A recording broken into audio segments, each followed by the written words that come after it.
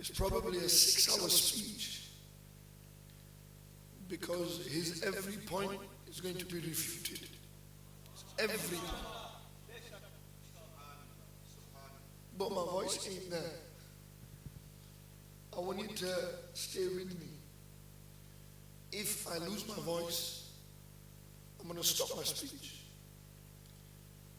As Qadri Sahib is going to be coming as well. If I lose my voice, which is a good chance, I'll stop my speech, we'll rearrange the date, we'll carry on from where I left off. But I believe, inshallah, during my speech, with the karam of the Prophet, inshallah, I believe somewhere my voice will come back. You will hear it. Because we are here to defend the Prophet ﷺ's Mawlid. We've been doing it since we were kids, defending the Mawlid. And the time has come now where Allah Ta'ala has honored us, blessed us with the following, etc., all that. And to use that for the Prophet ﷺ's defense.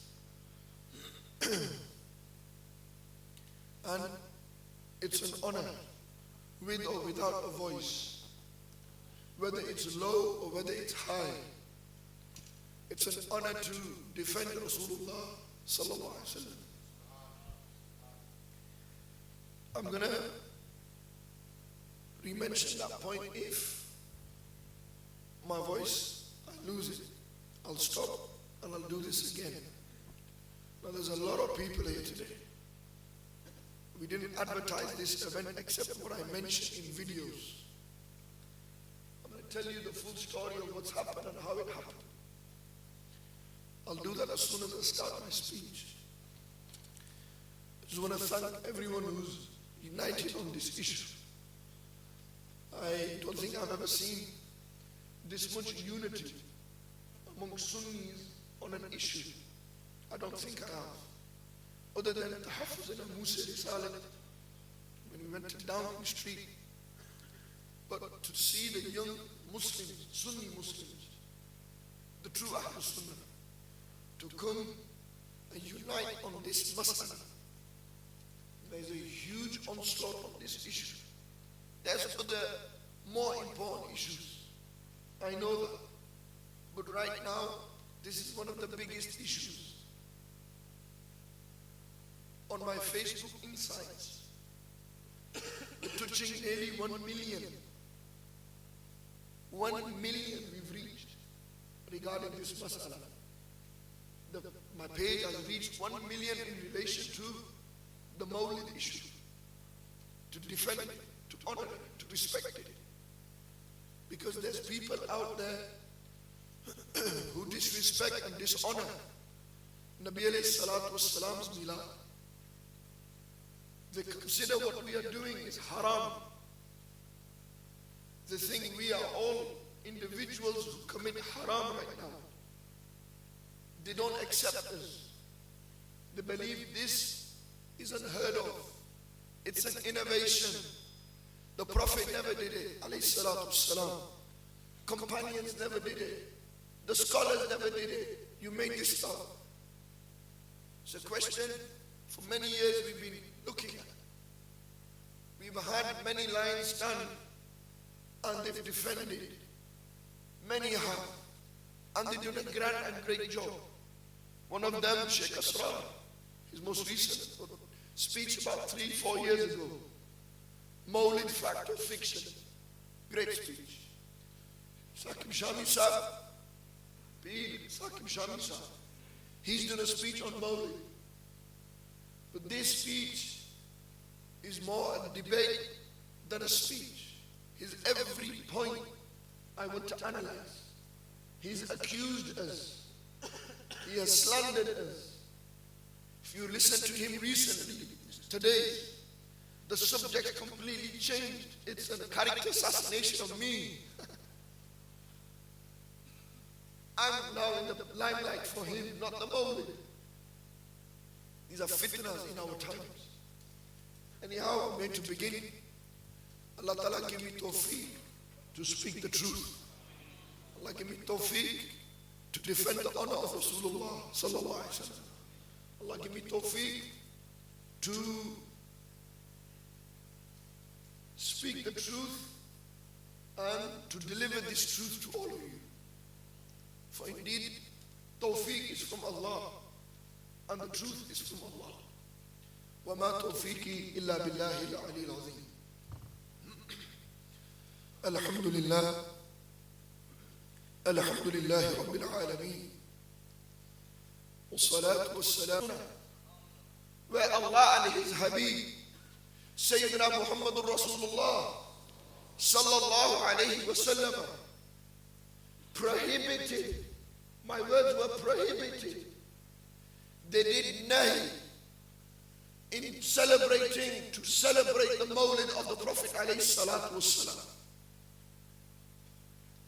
This was my challenge set to Dawah man and his ilk. This was my challenge set to those who oppose the Mawlid, to the Salafi manhaj, the pseudo-Salafis. This was my challenge to all of them. Give me one dalil qat'i from Quran. Give me one dalil from the Prophet sallallahu alaihi wasallam, zanni even, where Allah and His Rasul prohibited. They said, do not celebrate the Mawlid, and I will stop celebrating.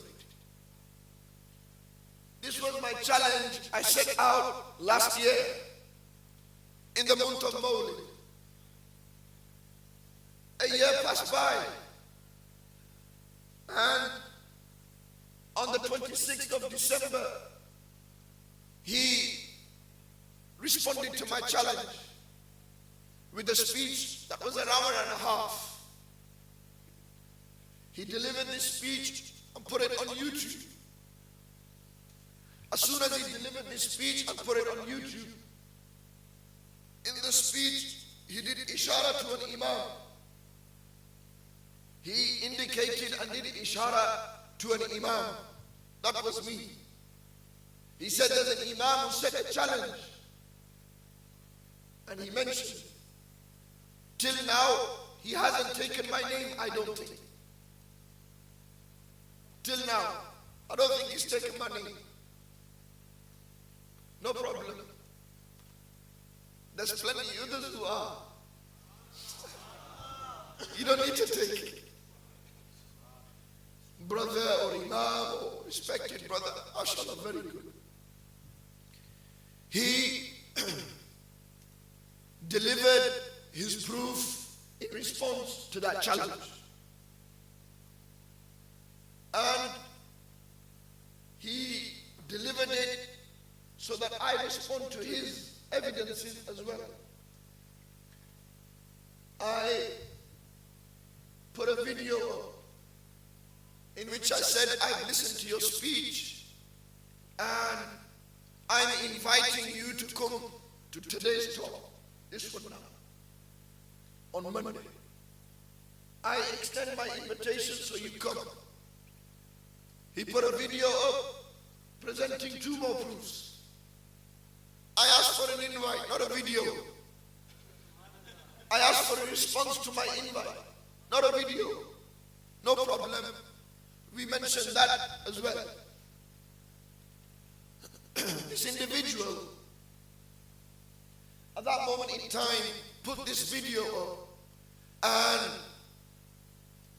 he mentioned his proofs and said he got very wound up to the point he took off his mic, walked off, and then had to come back and mention the last point. He did this and he went. He had this look on his face, then he came back and said, there's one more thing. No problem. This individual said that I don't accept your invitation because this is a gathering of innovation, it's haram. Our scholars have stopped us from going there. No problem. That's your mawqif. That's your view. But he said at the end that if you want a cup of tea, no problem, we can sit and discuss, etc. I responded to that video saying, I accept that you haven't accepted my invitation. You have indicated that I don't have the understanding of even a 5-year-old. You've indicated indirectly and slandered me and accused me. You've done all of that. And not once have I spoke about you badly. Not once have I said, you're this or you're that. You're a dirty Salafi or a Najdi or Wahhabi. Nothing. Nothing. I've not done nothing to you. I just want to debate you, discuss with you the Mawlid. Not me, not you. I didn't say, why do you move your hands around? And the whole world's telling you. I'm not telling you. I'm just repeating what they said. I didn't say that. I didn't say any of this thing to you. I've not labeled you bad. If people have said stuff and I favor it today, no problem. That tappar can have two meanings. Literal and metaphorical. Now debate me. Hakikat or majaz, come on. Ask his intention. It was majaz, metaphorical. Ilmi tappar. A tappar of knowledge. Could mean anything. That doesn't prove he says one thing and does another. I still say, Brother Imran, I still mention you with respect. Because our ulama taught us that. I oppose everything, but the akhlaq of the Prophet ﷺ stands out for me. I gave this video to say, no problem, can you give me a date and time? I can come and see you, my brother. We can have a cup of tea at Costa, whatever. Kashmiri, you name it. Anything will go just to meet you, my brother. I don't think in this world there's anyone that wants to meet you more than me. I don't even think Shaitan wants to see them, much I want to see you. I'm telling you, I want to see you. I'm saying it again, I want to meet you. He, after a year, responded to my challenge. We will look at his response in detail. That's the tradition of Sayyidina Sultan. Those who know, they know. The way I say it now is chat nonsense, get banned. Can't use all the word. Chat nonsense, get banned. I'm not talking about him, I'm just saying his thing. Anyhow, don't attribute this statement to him. I didn't say about you, Imran. Before you put a post against me saying you said chat nonsense, get banned. I didn't, I'm telling you. See, we live in a world where you've got to be very clear and sharp in everything you say. Every point gets picked, everything's getting recorded. I said, invite. Allah Ta'ala knows best what his intention was to put Pir Saqib Shami's clip up. But it got a reaction out of me.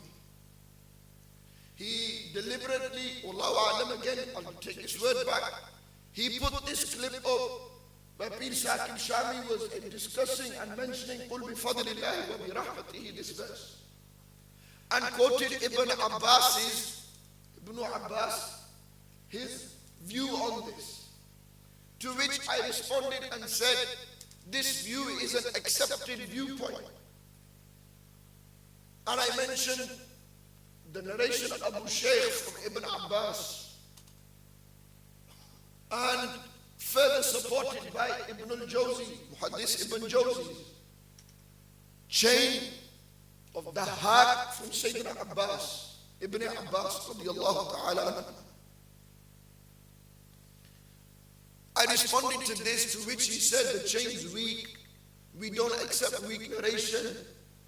I didn't want to get into a bahs of usul, of hadith. I did it. And then he said, you still haven't responded to my talk. I want to make one point clear. Who's diverted from the topic at hand? He put a video out. I said, I'm going to respond to your video on Monday. I said that. But I'm inviting you. I didn't want to discuss the topic or the video until Monday. He then diverted it by putting Pir Saqib Shami Saab's clip up. When he put Pir Saqib Shami Saab's clip up, the entire discussion diverted to this now. I then, once responding to him, he responded back to me. I gave more evidence from Usul al-Tafsir, Tafsir al-Quran bil-Quran, Tafsir al-Quran bil-Hadith. I did that. I mentioned that. I mentioned these dalail. It wasn't satisfactory to his standards. Then he returned a video, the one before today, in which he mentioned, you haven't mentioned you haven't spoke about the talk, mentioned the talk, etc., etc. And today a video has gone up where you can judge for yourself whether you're neutral in the crowd, whether you are pro-Mawlid or you are anti-Mawlid, to change the discussion from the Mawlid issue, this verse, to a character assassination on me, that he's a liar, or he's this, or whatever he attributed. I'm not even listening to the video, I'll be very honest with you. I've got people to listen and tell me what is being said. This is the story of events that has taken place since last year's Mawlid to this year's Mawlid.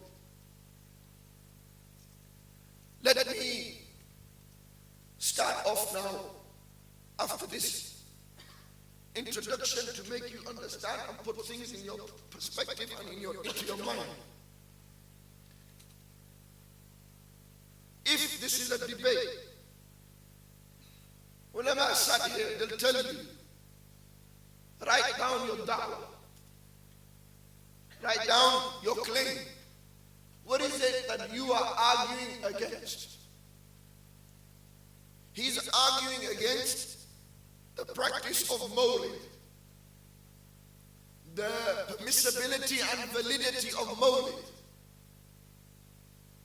The next question an alim would ask, with this, write your definition of Mawlid.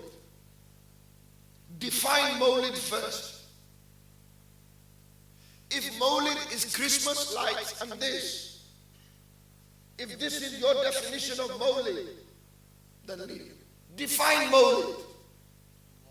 My first question, my brother, you haven't defined Mawlid yet. What are you fighting against? You don't even know what it is. What's Mawlid? Give me the definition of this. I'll debate you if you define what I am debating you against. You haven't told nobody. You mentioned bid'ah, nahi, tarq, then you've gone straight away. Mawlid started by the Fatimis. My brother defined Mawlid first. Give me your definition of Mawlid. What is it? Tell me. He hasn't told us what Mawlid is yet. Ask him this question. What is Mawlid? That's my father. He's never come to my speech, you know that. My brothers will tell you my father's never ever come to my talks. It's the first time he's ever come to my talk. It's best of saying with powers. Allah. Ya Rasulullah. Mawlid.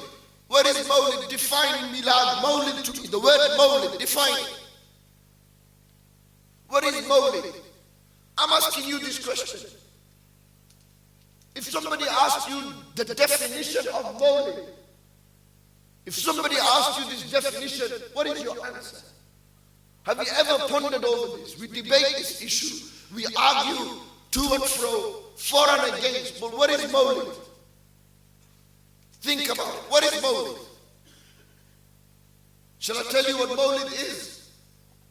Mawlid is expressing happiness at the birth of the Prophet sallallahu alaihi wasallam.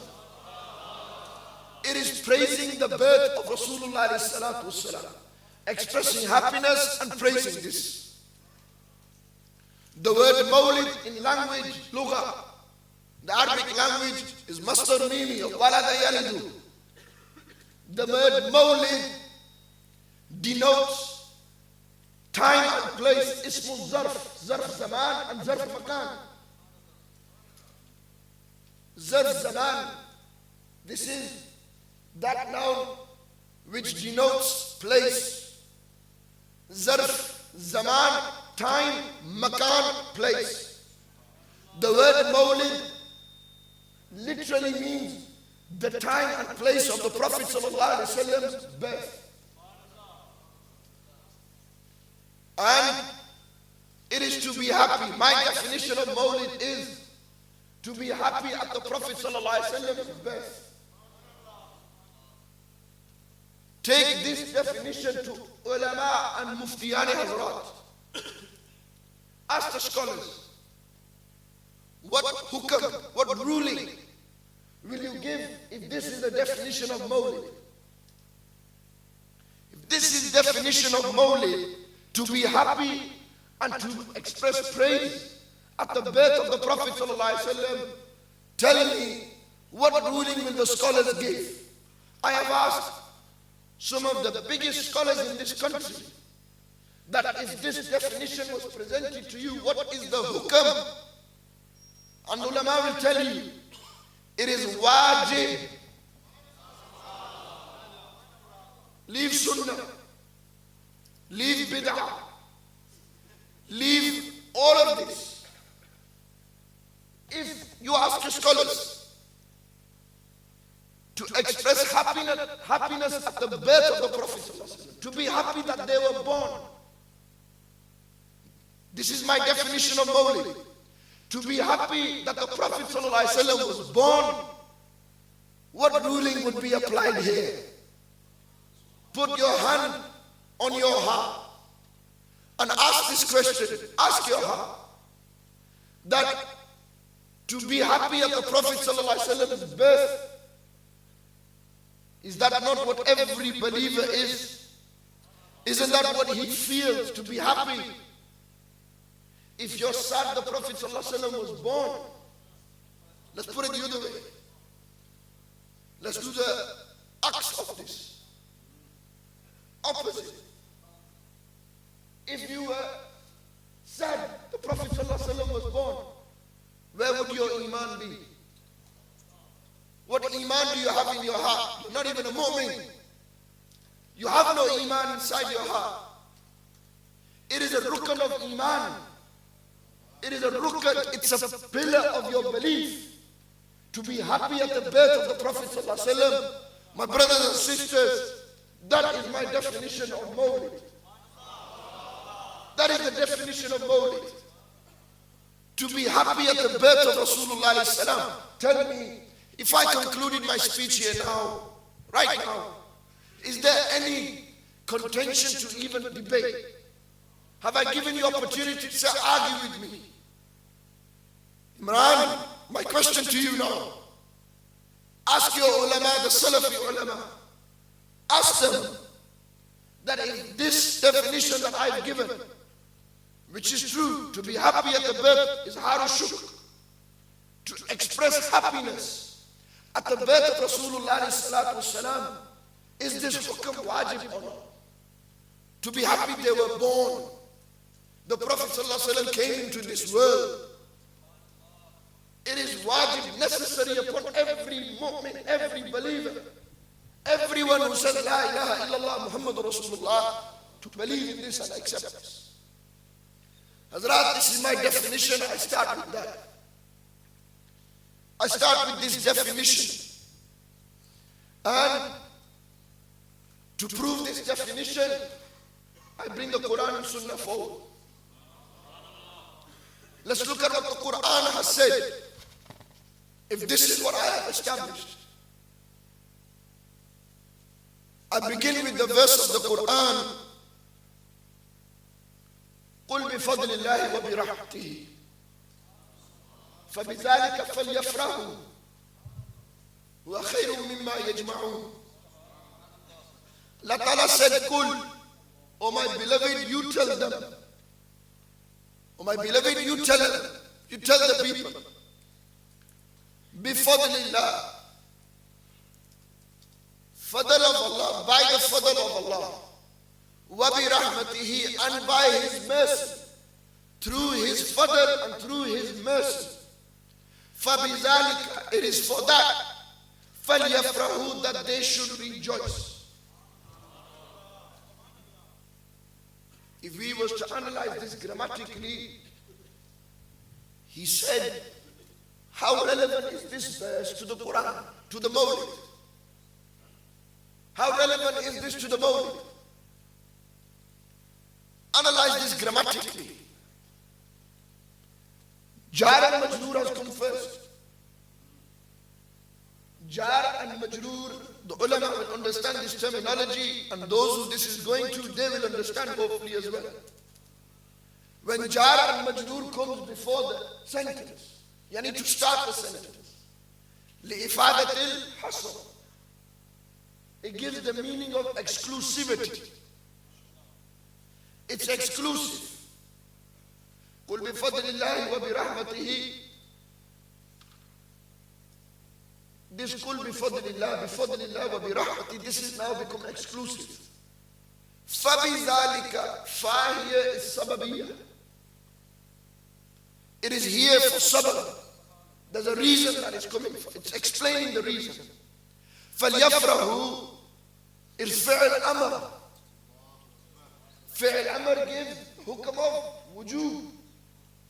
Where Allah commands in the Quran, it is wajib for you to follow that command.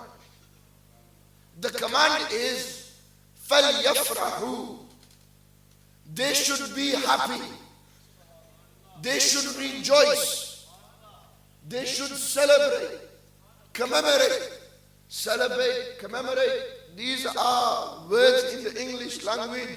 Any one of you can open your iPhones and Samsungs and download dictionary.com. This app and this app will tell you what celebrate comes for, what commemorate comes for. To remember a historic event, to be happy. Celebrate, commemorate. They are synonyms. They come for the same meaning. They denote the same. To rejoice and be happy are synonyms.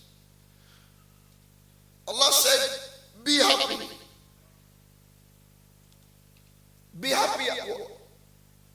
Be happy for what? Allah's fadl, Allah's rahmah. This fadl and rahmah is open to discussion. Let me make something clear. He falsely edited a clip of mine and wanted to prove, if you listen to my talk, my clip, I proved this. Where he said, to establish this, قُلْ بِفَضْلِ اللَّهِ وَبِرَحْمَتِهِ, my view is, rahmah only means the Prophet. No. I didn't say that. My argument is, rahmah comes for a number of meanings, of which one of them is the Prophet ﷺ. He made it out like my view is rahmah only comes for the Prophet ﷺ. That's the biggest mistake he made. He apologized to this. I accept his apology. But I tell him, be careful in how you edit. Don't pick and choose. Don't take what suits you. Because if you listen to the entire sentence, I clarified that in that video that you edited from. It continued. Fadl could mean Islam. Rahmah could mean Iman. Fadl could mean Quran. Rahmah could mean the Prophet ﷺ. open to difference of opinion. In any case, when you take Nabi alayhi salatu salam as the meaning of Rahmah, the Rahmah means the Prophet sallallahu alaihi wasallam. The Quran is telling us the Prophet alayhi salatu salam is merciful. وَمَا أَرْسَلْنَاكَ إِلَّا رَحْمَةً لِلْعَالَمِينَ.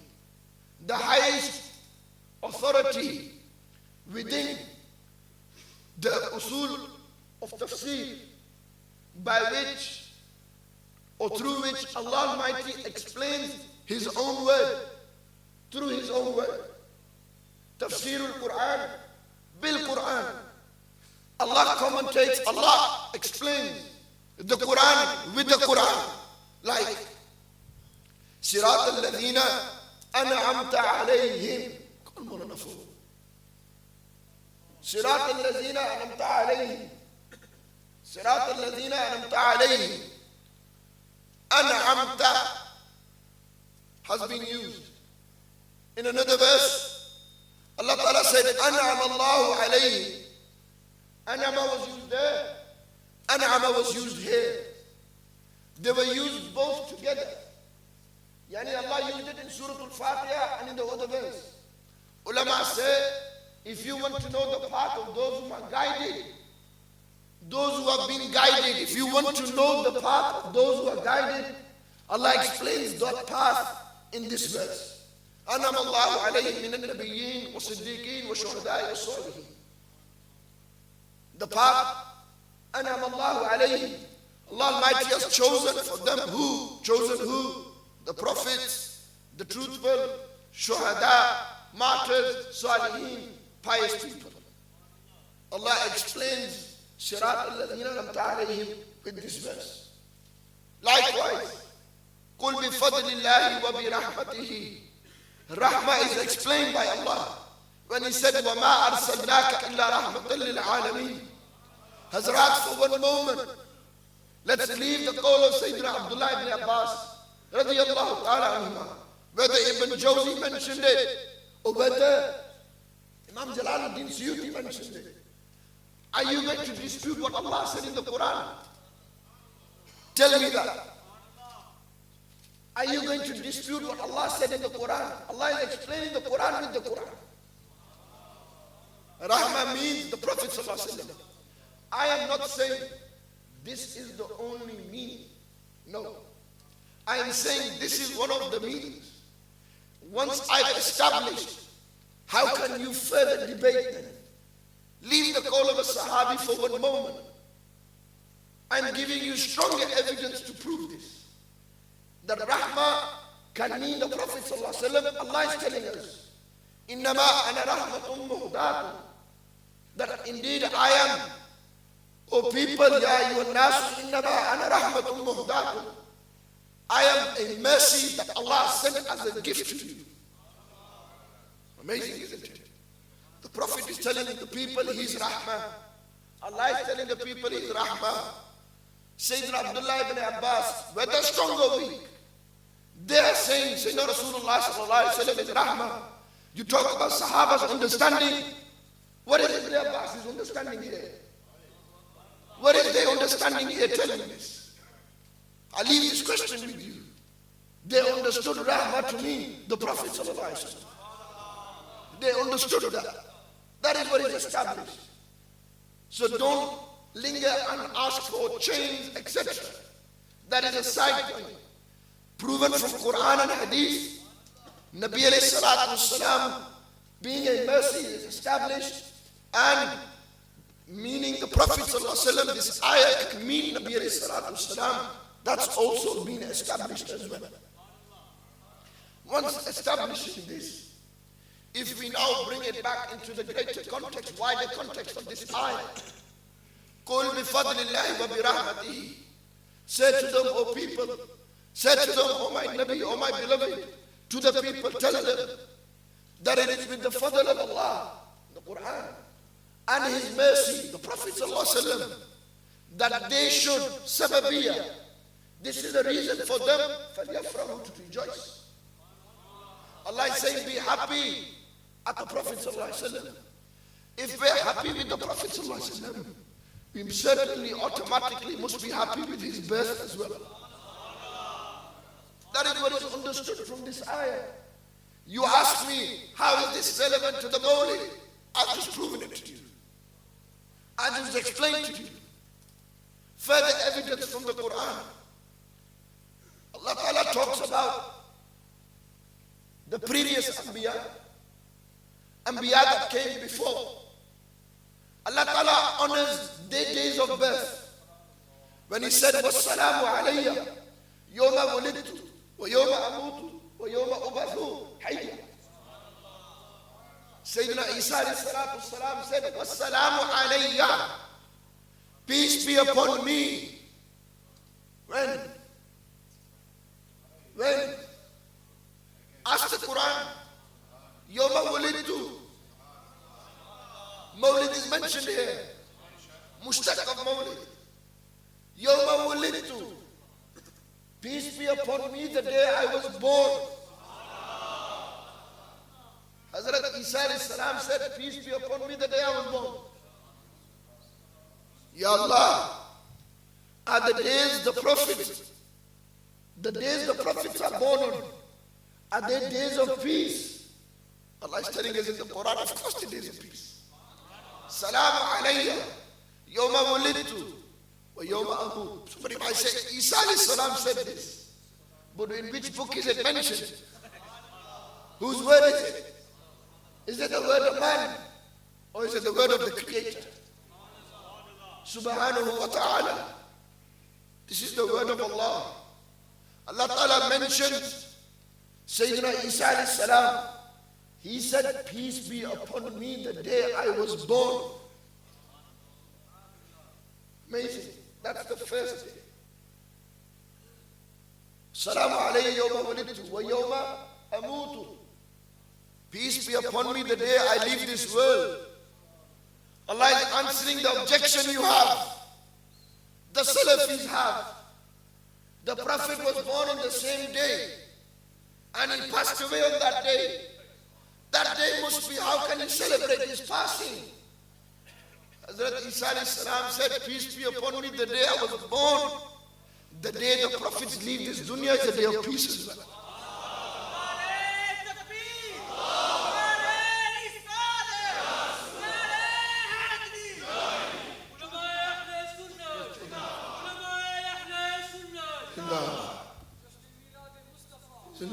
Doesn't the Quran prove this? Not my words. My brothers, it's not me saying this. Let me make that clear. This is the word of Allah Almighty. This is the understanding we get from the word of Allah. I want to ask, what's your understanding, my brother? Tell me, how do you understand this? How do you understand? You might say, Imam Sahab, I don't want your understanding. How did the Prophet understand it? How did Nabi alayhi salatu salam understand the significance of the births of the prophets of Allah? Did Nabi alayhi salatu salam on the night of Mi'raj, where did they stop? Where did Nabi alayhi salatu salam stop on the night of Mi'raj? Allahu Akbar. The night of Mi'raj, Nabi sallallahu ta'ala alayhi wa sallam, hadith is mentioned by Sayyidina Shaddad ibn Aus. Hazrat Jibreel commanded the Prophet sallallahu alayhi wa sallam to pray 2 rak'ah at Bayt Laham. At Bayt Laham, Bayt means house, Laham means meat, slaughterhouse. ثم قال له, then Hazrat Jibreel said to Sayyidina Rasulullah alayhi salatu wa sallam, أتدري أين صليت? O Messenger of Allah, do you know where you just prayed? Nabi alayhi salatu wasalam said, I said, Allahu a'lam, Allah knows best. Qala, Jibreel said, صليت ببيت لحم حيث ولد المسيح ابن مريم. As Jibreel said, you just prayed at Bayt Lahm, the slaughterhouse. Haysu, this is where Wulid al-Masih, Hazrat Isa alayhi salam, was given birth to. Hazrat Isa alayhi salam was given birth at this place. You just pray 2 rak'ahs nafil there. My question is, why there? Why? Where the Prophet prayed, that place becomes significant. It becomes special because of the link to the Prophet of Allah. My question is, Imran, my question is to the Salafi ulama, why did the Prophet ﷺ pray there? What is the significance of this place? It is significant because Sayyidina Isa, Ruhullah, Nabi and Rasul of Allah Almighty, was born there.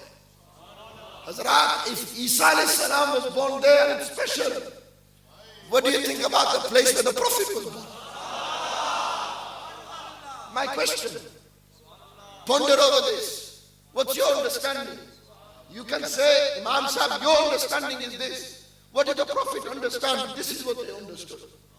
They understood the significance of those places, the significance of that time. Allah Almighty acknowledges the significance of that time. Wassalamu alayya yawma wulidtu. Peace be upon me the day I was born. Allahu Akbar. Peace be upon me the day I was born. Amazing. The Quran is telling us this. Nabi alayhi salatu wassalam taught us this. It continues further.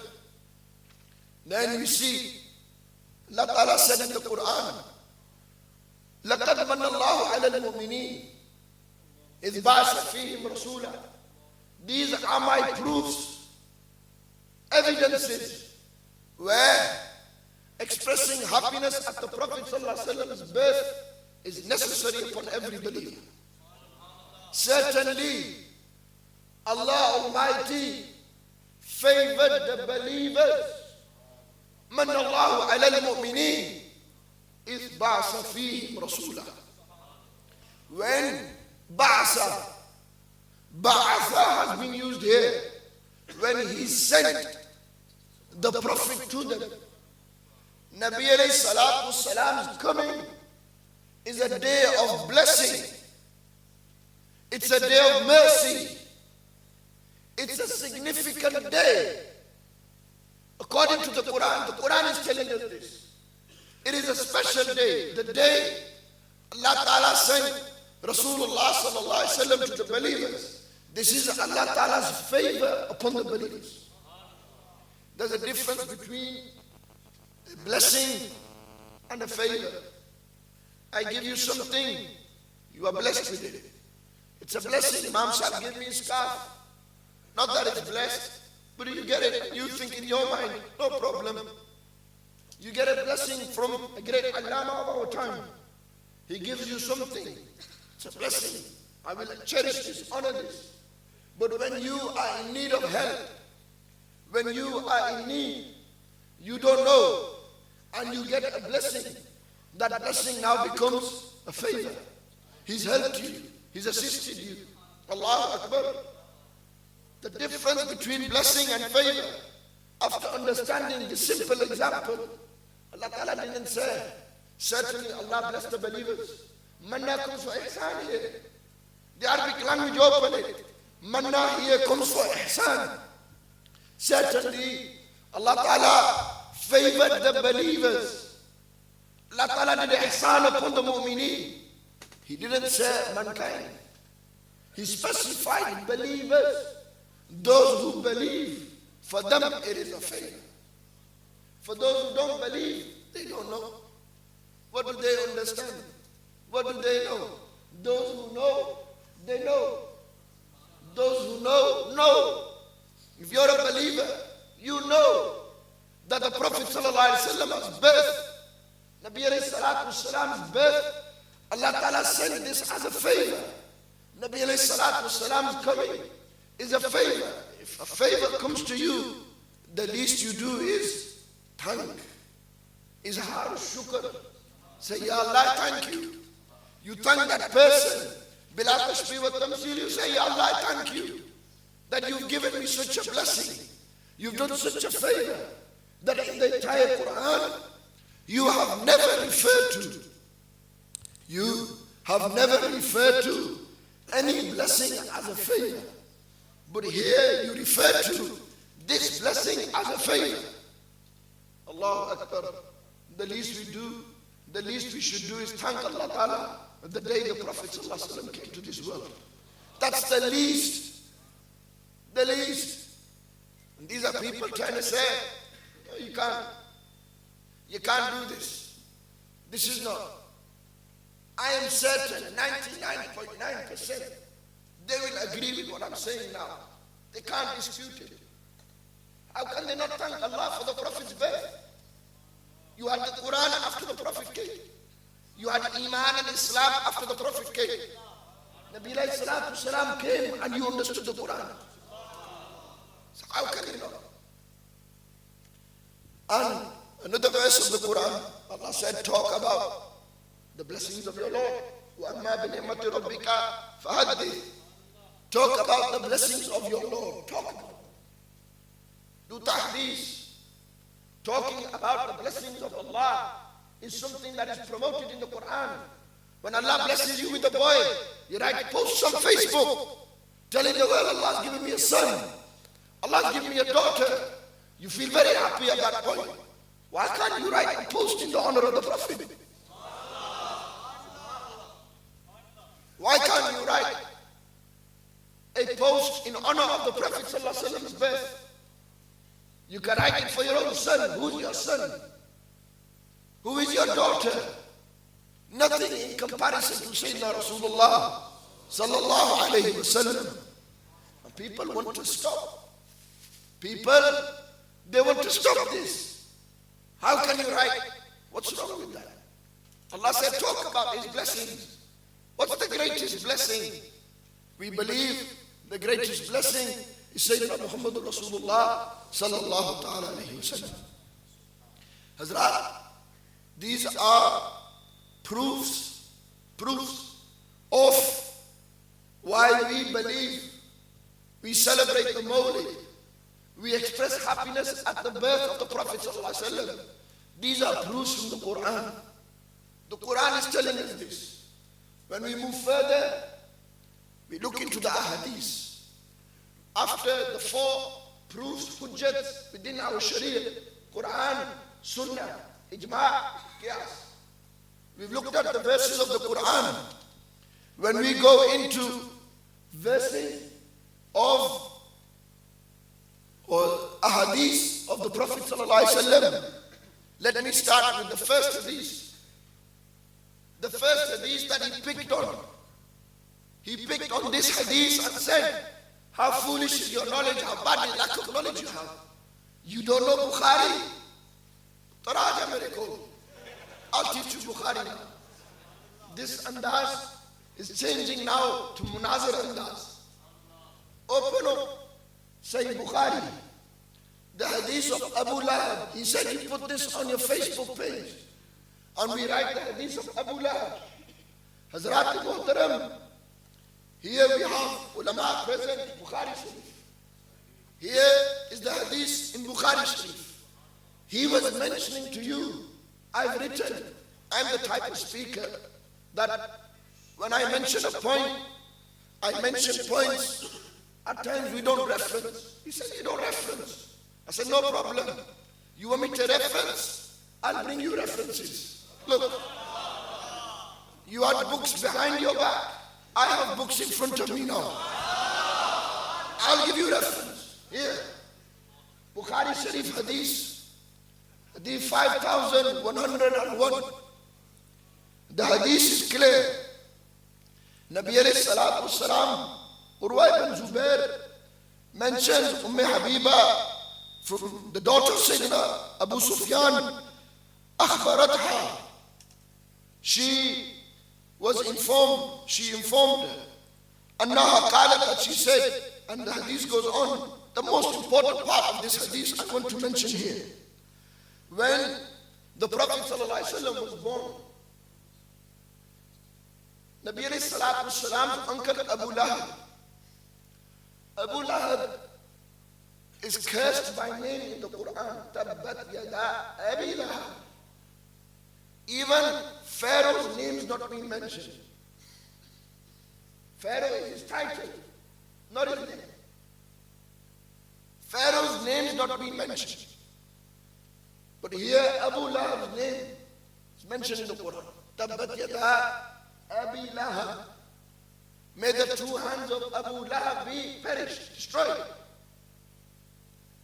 For he said, when the Prophet called him to Islam, Tabban laka sa'ir al-yawm. May you be perished all day. You wasted my time, Allah. And Allah sent this ayah to defend the Prophet. May your two hands be destroyed. When this was said, keep this point in mind. He had a slave girl called Thuwayba. Thuwayba was present at the time when the Prophet ﷺ was born.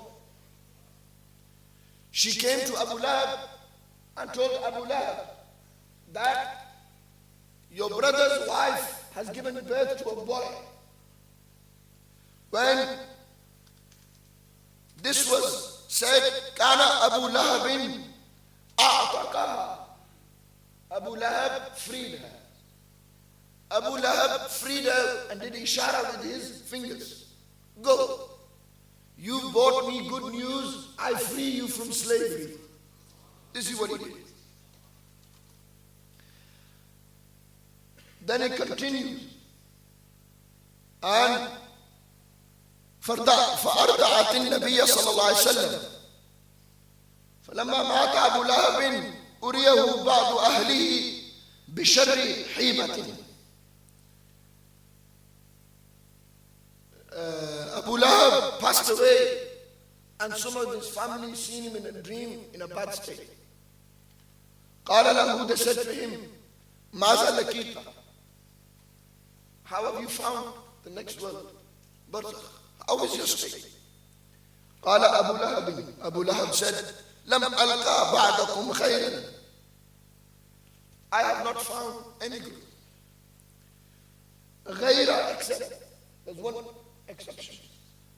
أني سقيت في هذه بعتاقة ثويبة. Except through these two fingers, through this ishara I gave, I quench my thirst. I get moist from this and the punishment is reduced. Hazrat al-Muhtaram, he said, first of all, this narration, in other words, is mentioned by Imam al-Baghawi in his Sharh Sunnah. The Salafis love Hafiz ibn Kasir. Hafiz ibn Kasir mentions this in his Al-Bidayah wal-Nihayah. What are you going to say now? Hafiz ibn Kasir didn't know what a hadith is. Imam Bukhari mentions this in his Sahih. He said, Imam Bukhari in his Muqaddimah,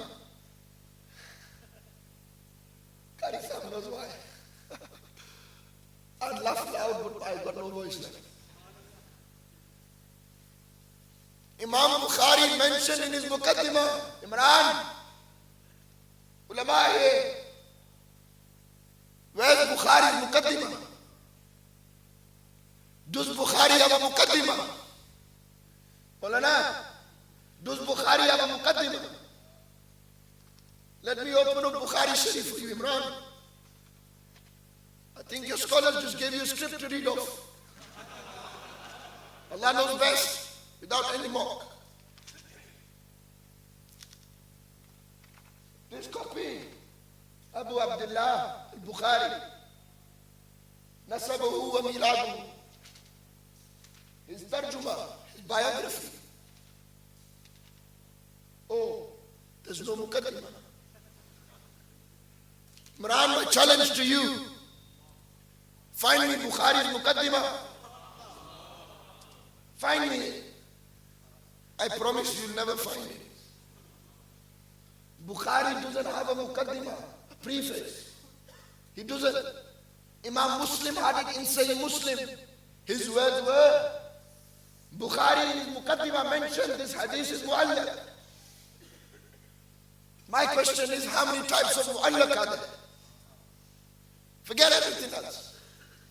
How many types of mu'allaq are there in usulul hadith? My brother, these two things I'm challenging you. Show me Bukhari's muqaddimah and tell me the types of mu'allaq there are. That's my first challenge to him. Let me make this clear. This hadith we use, Imam Jalaluddin Suyuti deduced what ruling, what understanding?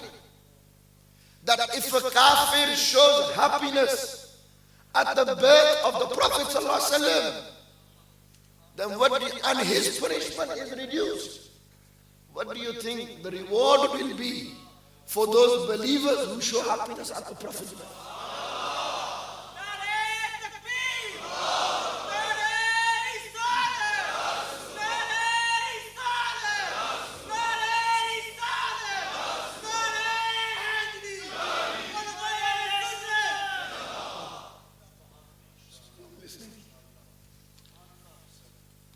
Continue.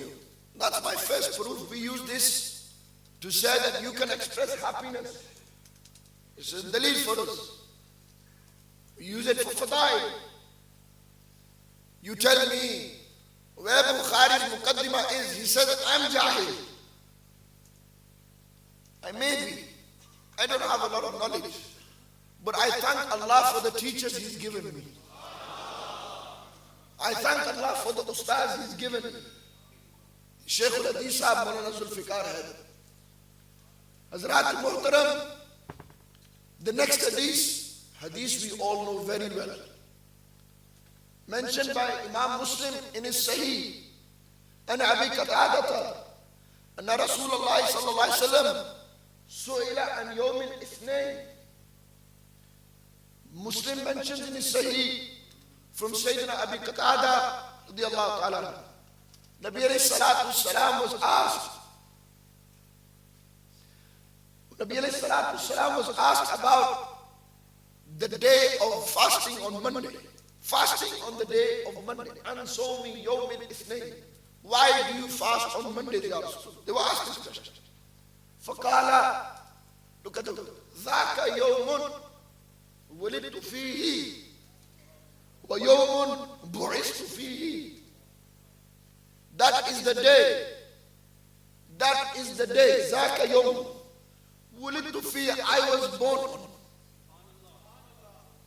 I fast on Monday. Why? What's the reason for fasting on Monday? Because the Prophet ﷺ is telling us they were born on Monday. There's no ikhtilaf the day they were born. It's Monday. Sahih Muslim is telling us this. Sahih Muslim is telling us this. Nabi alayhi salatu wasalam were born on Monday. ذاك يوم ولدت فيه. That's the first thing. And that's the day that Allah Ta'ala Jalla Jalaluhu sent the Quran as well. I was sent on that Monday. Nabi alayhi salatu wasalam, announcement of Prophet would happen on Monday. Hazrat, this hadith is clear. It is sound. There is no dispute in its validity and authenticity. My question is, what do you say about this hadith? You say, the fasting on Monday, why don't you fast? We do fast. But my point of proving from this hadith is that did the Prophet ﷺ acknowledge the day of their birth? Yes or no? They acknowledged the day of their birth. And it was considered special. Why? Because it was the day they were born. The hadith is clear. This is my second proof in relation to the permissibility of Mawlid. My third proof. Hadith mentioned in Mustadrak of Imam al-Hakim. I have it with me. And the Mujibul Kabir of Alama Tabarani. Tabarani mentions and Mustadrak Hakim mentions. Hadith is about Hazrat Abbas radiallahu ta'ala anhu praising Nabi alayhi salatu wasalam after the battle of Tabuk. فسمعت العباس بن عبد المطلب يقول يا رسول الله إني أريد أن أمتدحك فقال رسول الله صلى الله عليه وسلم قل لا يفضل الله فاك لا يفضل الله فاك. Allahu Akbar. Hazrat Abbas said, Ya Rasulullah, look, amazing, Sahaba's Aqidah. Ya Rasulullah, inni uridu, I have this irada, intention, and amtadihaka, to praise you. I want to praise you. I want to read a poem praising you. A poem that I have written for you. Allahu Akbar. فقال رسول الله صلى الله عليه وسلم, Nabi alayhi salam said, O Abbas, qul, Abbas, speak. Abbas, read this poem. La yafdudillahu faka. May Allah make your mouth not run dry. May your mouth not run dry. Allahu Akbar. Hazrat Abbas radiallahu ta'ala anhu took permission and they began to praise. And then we know the very famous فأنت لما ولدت أشرقت الأرض وضاءت بنورك الأفق. This was, I have Hikm Mustadrak here. Don't worry about people walking out. Don't concentrate on what I'm saying. You're here to listen and learn. Listen and learn carefully. Hikm Mustadrak. Imam Hakim said, this hadith, it is mentioned here in his Mustadrak. He mentions this, it's further supported by Ibn Hajar in his Al-Isaba, fi Tamyiz al-Sahaba. He said there was 30,000 Sahaba there at that time. 30,000 Sahaba. After the battle of Tabuk, Hazrat Abbas said, I want to praise you, Ya Rasulullah. The Prophet said, don't praise me. They didn't say, don't praise me. They said, Qul. Say what you have to say. May your mouth, may Allah Almighty not ever make your mouth be dry. Allahu Akbar. Hazrat Abbas prayed. Tell me where the Prophet ﷺ said, don't praise me. And I know they're going to say, don't overpraise me.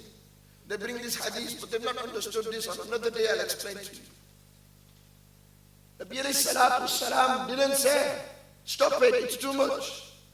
Nabi alayhi salatu wasalam listened and made dua for Hazrat Abbas as well.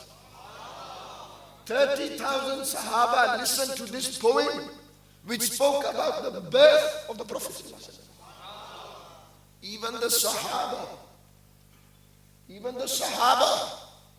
they acknowledge the significance of the Prophet's birth in their poetry. It's clear in Hikm Mustadrak and Al-Mujam Al-Kabir for Imam Hazrat Imam Tabrani rahmatullahi ta'ala alayhi. And then we see that this is also mentioned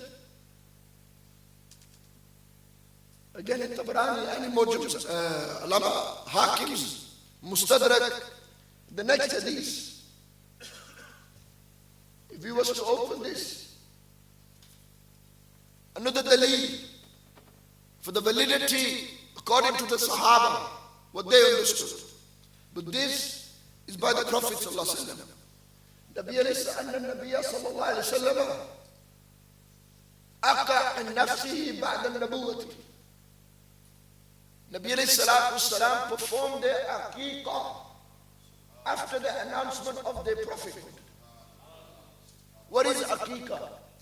Aqiqah is the feast you give to your close ones when a child is born. This is done once. And when Nabi alayhi salatu wasalam was born, their grandfather Sayyidina Abdul Muttalib radiyallahu anhu, they did this feast with all the people. Question now is, Why did the Prophet ﷺ do it again? It was done once. أقع نفسه بعد النبوة. Hadith is mentioned by Imam al-Bayhaqi in his As-Sunan al-Kubra. Hadith is mentioned by Alama Bazar in his Musnad. Tabarani mentioned in his Mujam al-Awsat. And Alama Tahawi mentioned in his Sharhu Mushkil al-Asar. These ulama have mentioned this hadith inside the books. Nabi alayhi salatu wasalam performed the Aqiqah after announcement of prophethood. This was done when they were born. Why do it again? Why? Because when Nabi alayhi salatu wasalam is establishing a sunnah after Islam has come. Somebody may argue and say, Ya Rasulullah, this was before Islam. But this is the lead. This is the daleel. Somebody will say it was done, Ya Rasulullah. But it didn't become sunnah as Islam after the announcement of the Prophet ﷺ, Nabuwah. When Islam was established, Islam came.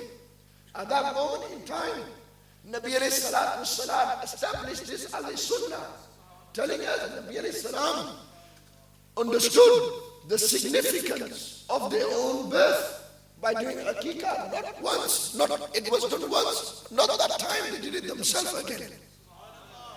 Clearly this hadith is proving that.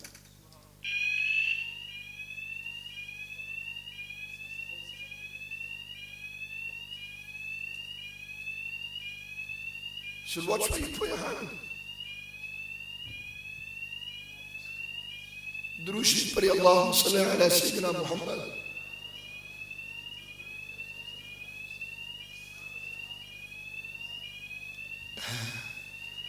Someone's come to my mind, but I'm not going to say it. I'll let you think what I'm thinking.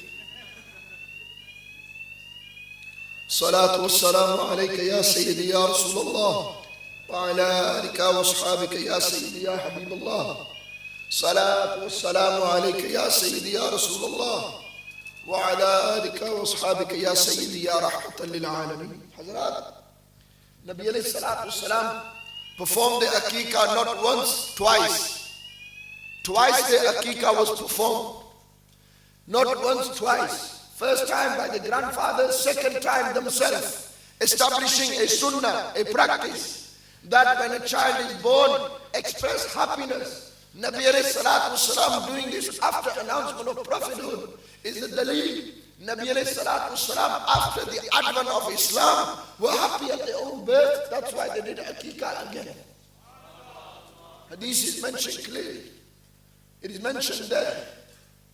We see that I presented 4 or 5 ayat of the Quran. 4 or 5 ayat of the Quran. 4 or 5 ayat of the Quran, also 4 hadiths I mentioned. The next point I want to bring Imran's attention to. Imran said and mentioned the name, the actual name of Bukhari Sharif. Did anyone pick up the mistake he made? He said that I made a mistake in my speech where I mentioned Al-Musannif. I did. I was told straight after. But in the very same speech, I said Musannaf as well. So I rectified myself. You, my brother, made the same mistake. Nobody rectified you. Nobody's told you how to say Sayyid Bukhari's actual name. He said Sahih Hadith Al-Jami Al-Muslim.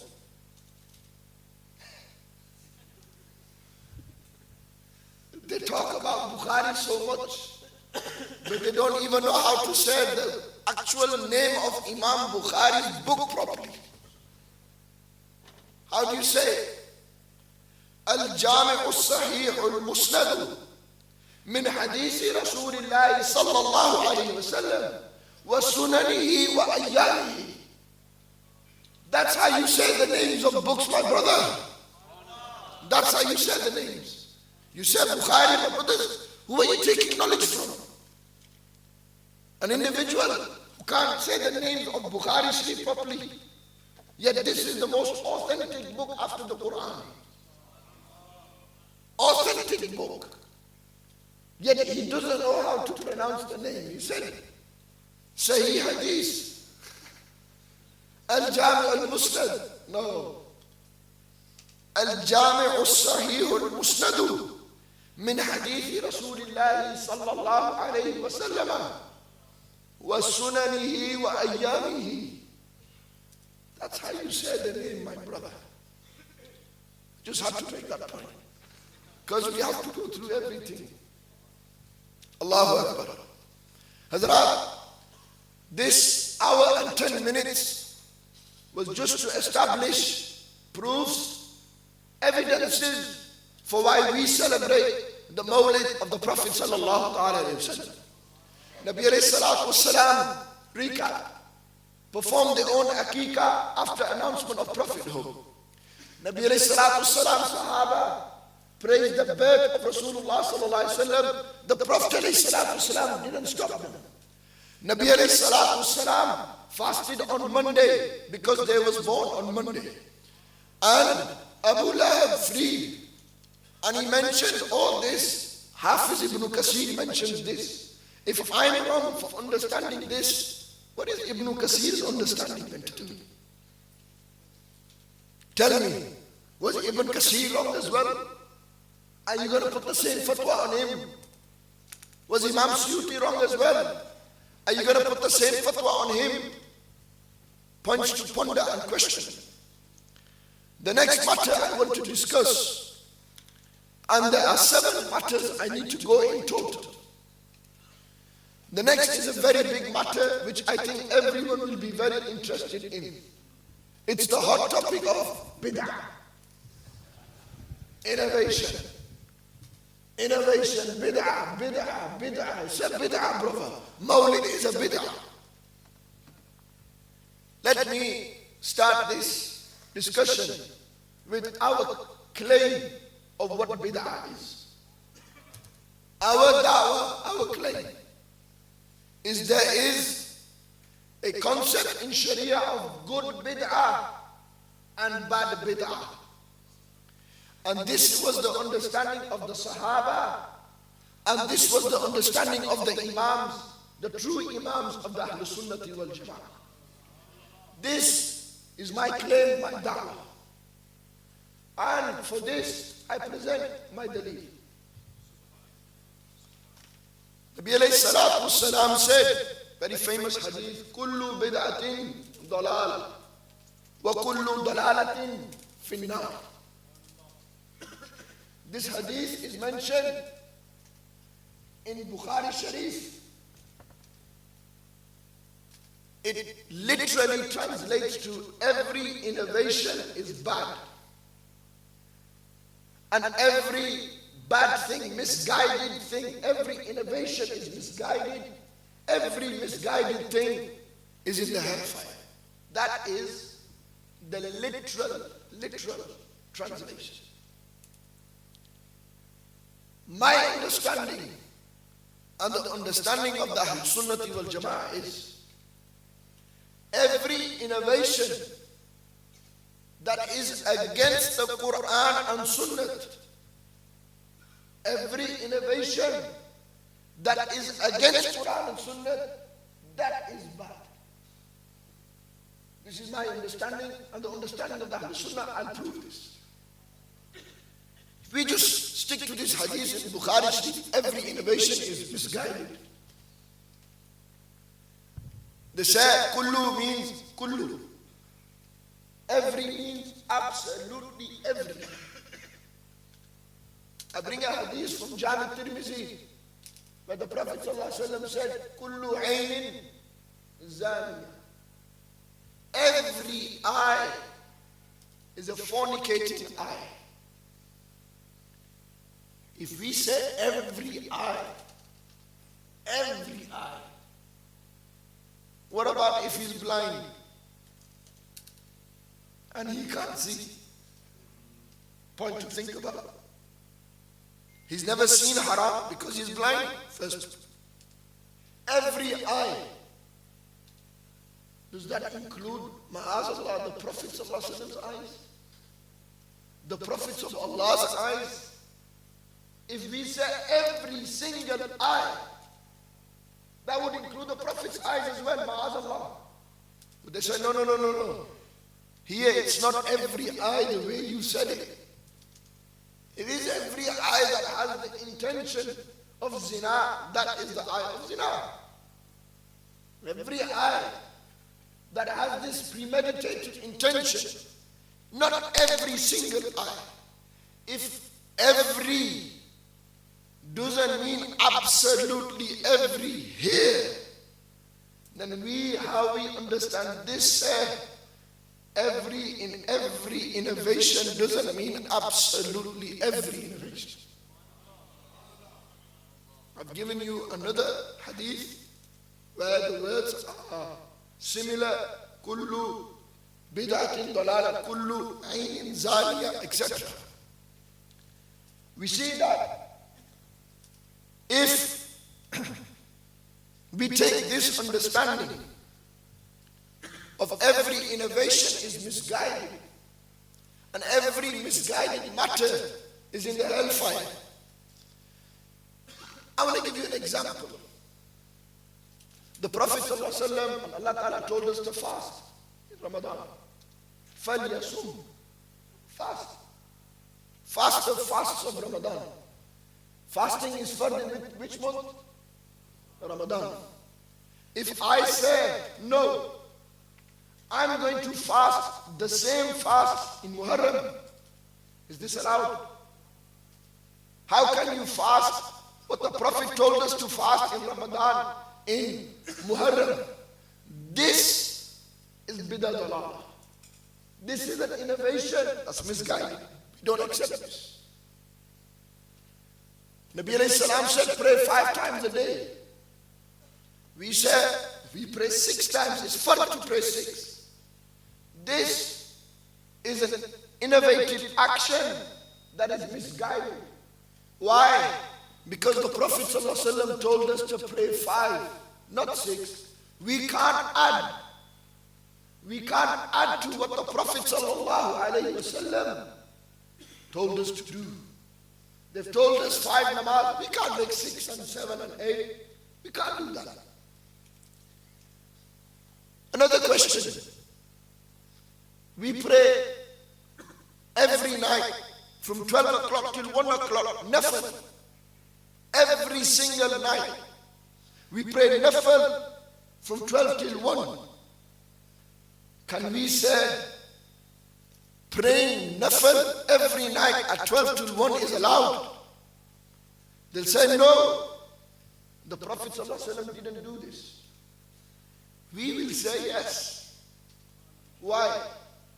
Because the origin of performing voluntary prayers is established in Sharia. Because the asal is mawjood, the asal is present, then after that everything becomes accepted.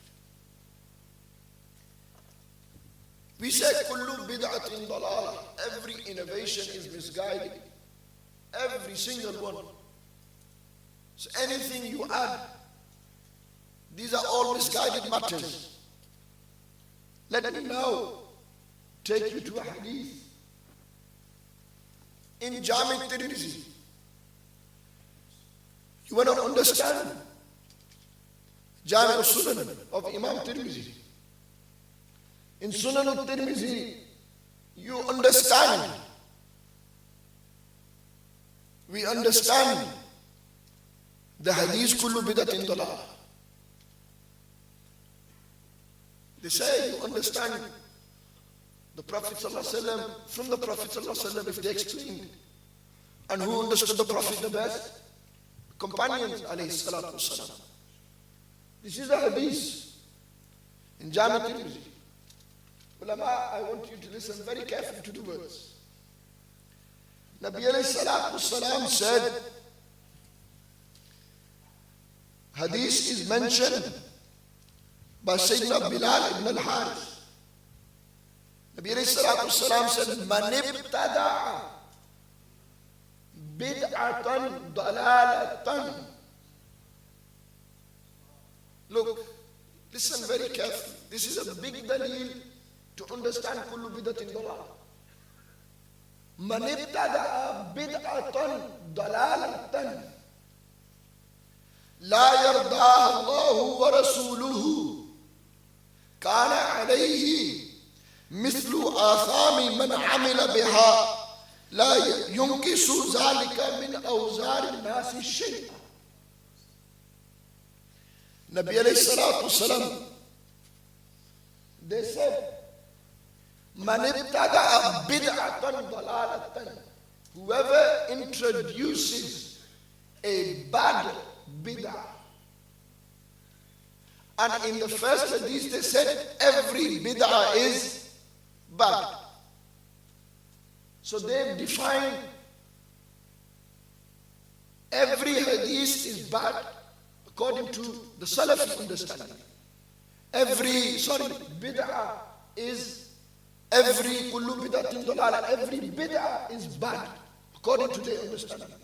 But the Prophet said whoever introduces a bad bid'ah, how do you consolidate? The Prophet is saying whoever introduces a bad bid'ah, and in the first hadith they're saying every bid'ah is bad according to their understanding. So if every hadith is bad, why do they need to say this then?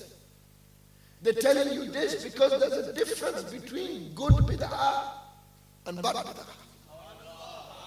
Man ibtada'a bid'atan dalalatan la yardaha Allahu wa rasuluhu. Bid'atan dalalatan is mawsuf sifat. This becomes the sifat al-awwal, yani dalalatan. Then because it's nakira, a jumla can become sifat sami. Allah la yardaha Allahu wa rasuluhu. Whoever introduces a bad bid'ah that Allah and His Rasul are not happy with, this sifat sani, this is ihtirazi. This sifat is ihtirazi. This sifat, what is sifat? Adjective. What is mawsuf? The thing being described. Bid'ah is what is being described. It has been described with the description bad. That's the first description of bid'ah in this hadith. The second description is that innovation that is bad, that Allah and His Rasul are not happy with. The Prophet ﷺ is telling us, in other words, there are innovations that Allah and His Rasul can't be happy with. That's why ihtirazi. It creates this meaning. This understanding is deduced. Allahu Akbar. La yardahu Allahu wa rasuluhu. Allah and His Rasul are not happy with this. So what about if you bring something new into the deen that Allah and His Rasul are happy with? Will you say it's a bad bid'ah? The Prophet has defined it. They've explained it clearly here. Whoever introduces a bad bid'ah, la yardahu Allahu wa rasuluhu. Allah and Rasul are not happy with it. Explain clearly the concept of bid'ah. The Prophet is telling us good bid'ah and bad. They themselves are telling you there's a bad bid'ah. Automatically understood is the opposite. There is a good bid'ah. Hazrat, to understand bid'ah, you have to understand the hadith of the Prophet ﷺ, where they said, Man sanna fil Islami sunnatan hasanatan. You cannot understand the concept of bid'ah without this hadith. Amazing, isn't it? The Prophet ﷺ said, whoever introduces in Islam a good practice, فَلَهُ أَجْرُهَا, for him will be its reward. وَأَجْرُ مَنْ عَمِلَ بِهَا بَعْدَهُ, and the reward of all those who do it after him. مِنْ غَيْرِ أَنْ يَنْقُصَ مِنْ أُجُورِهِمْ شَيْءٌ, except that nothing will be decreased from them. They will get the ajr, you will get your ajr. Then they said, وَمَنْ سَنَّ فِي الْإِسْلَامِ سُنَّةً سَيِّئَةً. Whoever introduces in Islam a bad sunnah, a bad practice. Sunnah here is literal. It's lugwi ma'na, not its istalahi ma'na, not its technical definition. كان عليه وزرها ووزر من عمل بها من بعده من غير أن ينقص من أوزارهم شيء. Upon him will be its punishment, the sin, and all those who do the sin after, their sin will be on him, nothing will decrease from them. They say, Sunnah means Ihya Sunnah, to revive the Sunnah. Whoever revives the Prophet's Sunnah, for him. Why did the Prophet ﷺ then say good Sunnah and bad Sunnah? Are you trying to imply that the Prophet ﷺ did bad Sunnah? You can't apply that meaning. When you understand that this meaning cannot be applied, then what does Sunnah mean? Sunnah means to invent something new. The Prophet said, whoever invents something new that is good, sunnatan hasanatan, falahu ajruha, he will be rewarded for that. Kullu bidatin dalala. Every innovation is misguided, and every misguided thing is the hellfire. But here the Prophet said, whoever brings something new that is good, there's a contradiction. Apparently there's a contradiction between the two hadiths. How do you consolidate this? How do you do jump between these two hadiths? It's simple. Kullu bidatun dalala cannot mean every single innovation is bad. It cannot mean that. If that's the case, then this hadith, you'll have to admit, can't be accepted.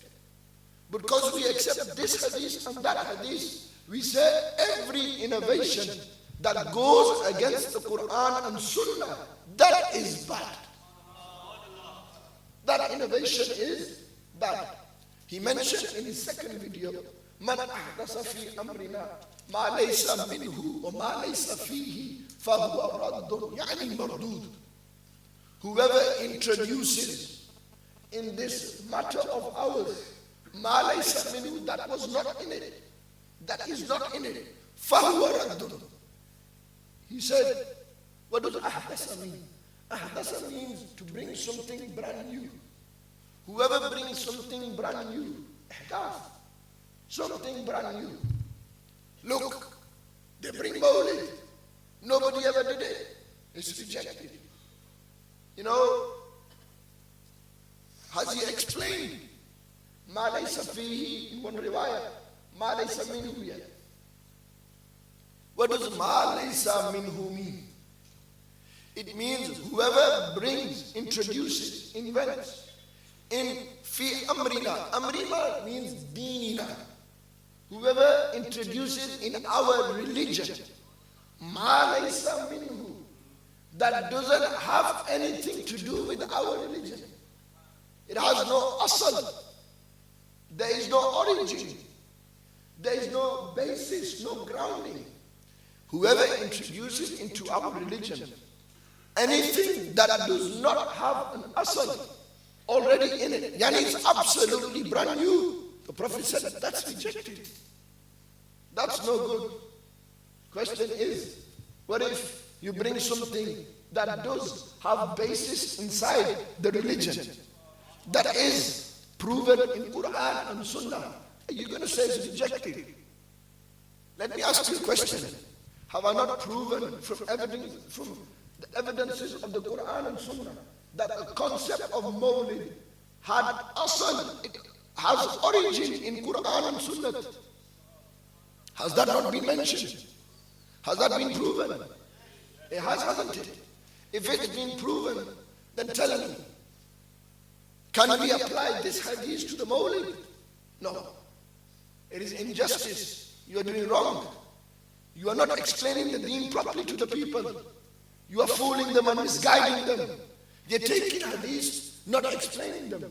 You're taking hadiths and not applying them correctly. You take them out of context and apply them understand ma laysa fihi, ma laysa minhu. When you've understood that, then apply this hadith, whether it's permissible for the concept of Mawlid or not. Hazrat, this hadith is mentioned in Ibn Majah, in Bukhari, in the Muwatta of Imam Malik. I have here Man Sanna fil Islam in the previous hadith is mentioned in Sahih Muslim. It's also mentioned by Baghawi in Sharh Sunnah. It's mentioned by Imam Ibn Abi Shayba in the Musannaf. It's also mentioned in the Sahih of Ibn Hibban. It's also mentioned in the Musnad of Imam Ahmad. It's mentioned in the Musnad of Imam Bazzar. Tabarani mentioned in Mu'jam al-Kabir. These are references to these ahadith. Nabi alayhi salatu wasalam said in the hadith, Duruj.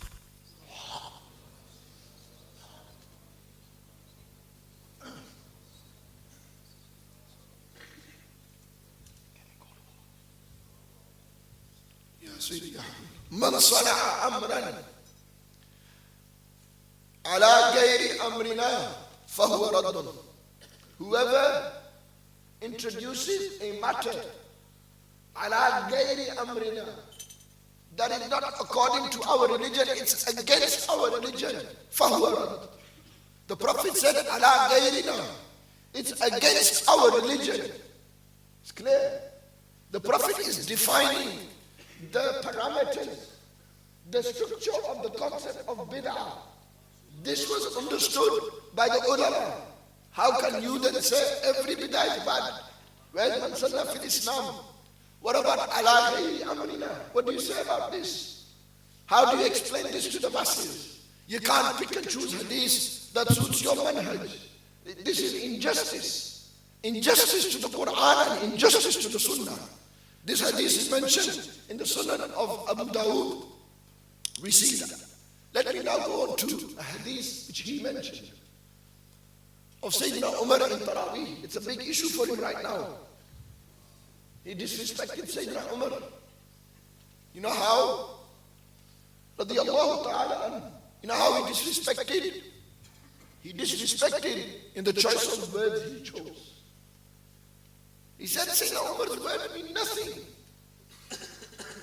Yet this is the same Umar that Nabi alayhi salatu salam said, Inna Allah ta'ala ja'ala al-haqqa ala lisani Umar. Umar is he who Allah ta'ala put the truth on his tongue. You're saying one thing. Shall we believe him or shall we believe Sayyidina Umar? The biggest hadith we use for bid'ah in Bukhari Sharif is this hadith of Sayyidina Umar. Where Sayyidina Umar, after Nabi alayhi salam's time, congregated, did Jama'at of Salatul Taraweeh. They read it in Jama'at behind one Imam. Sayyidina Umar said, according to the hadith of Bukhari Sharif, Hazrat Umar Faruq radiyallahu ta'ala anhu said, Ni'matil bid'atu hadhihi. What a good bid'ah this is. Ni'mah is af'al al-madh. What a good bid'ah, good innovation this is. And they said this hadith, Sayyidina Umar didn't mean bid'ah the way you mean it. And they give the interpretation. Imran objected to this hadith. He said, Hazrat Umar said, according to the tabaqat of Ibn Sa'd, if this bid'ah is good, if this is a bid'ah, yani if this was a bid'ah, then it would have been good. He said, if this was, these were his words, if this was, he said, look, tabaqat of Ibn Sa'd, he said, no. Oh, now you've come into a munazara. Everything you say is watched. It's not low. Where's low written in Tabaqat ibn Sa'd? I have a copy here of the original text. Sayyidina Umar said, لَإِن كانت هذه بدعة لنعمة البدعة هي. He said, low. You know the difference between low and in? He doesn't know. Because in one video he said if, then the video in his car, he said low again. In and low are huruf al-shar, both of them. In and low are particles of condition. When you want to express condition in the Arabic language, you use in or you use low, amongst the others. He said low. You know what low comes for? Past tense, madi. He said if this was a bid'ah, if this was a bid'ah, that Umar didn't say low. He said la-in. What does in come for? In comes from mudari, mustaqbil, istiqbal. In comes for future. Sayyidina Umar understanding minah. Hazrat Umar understanding of this hadith, you have not understood at all.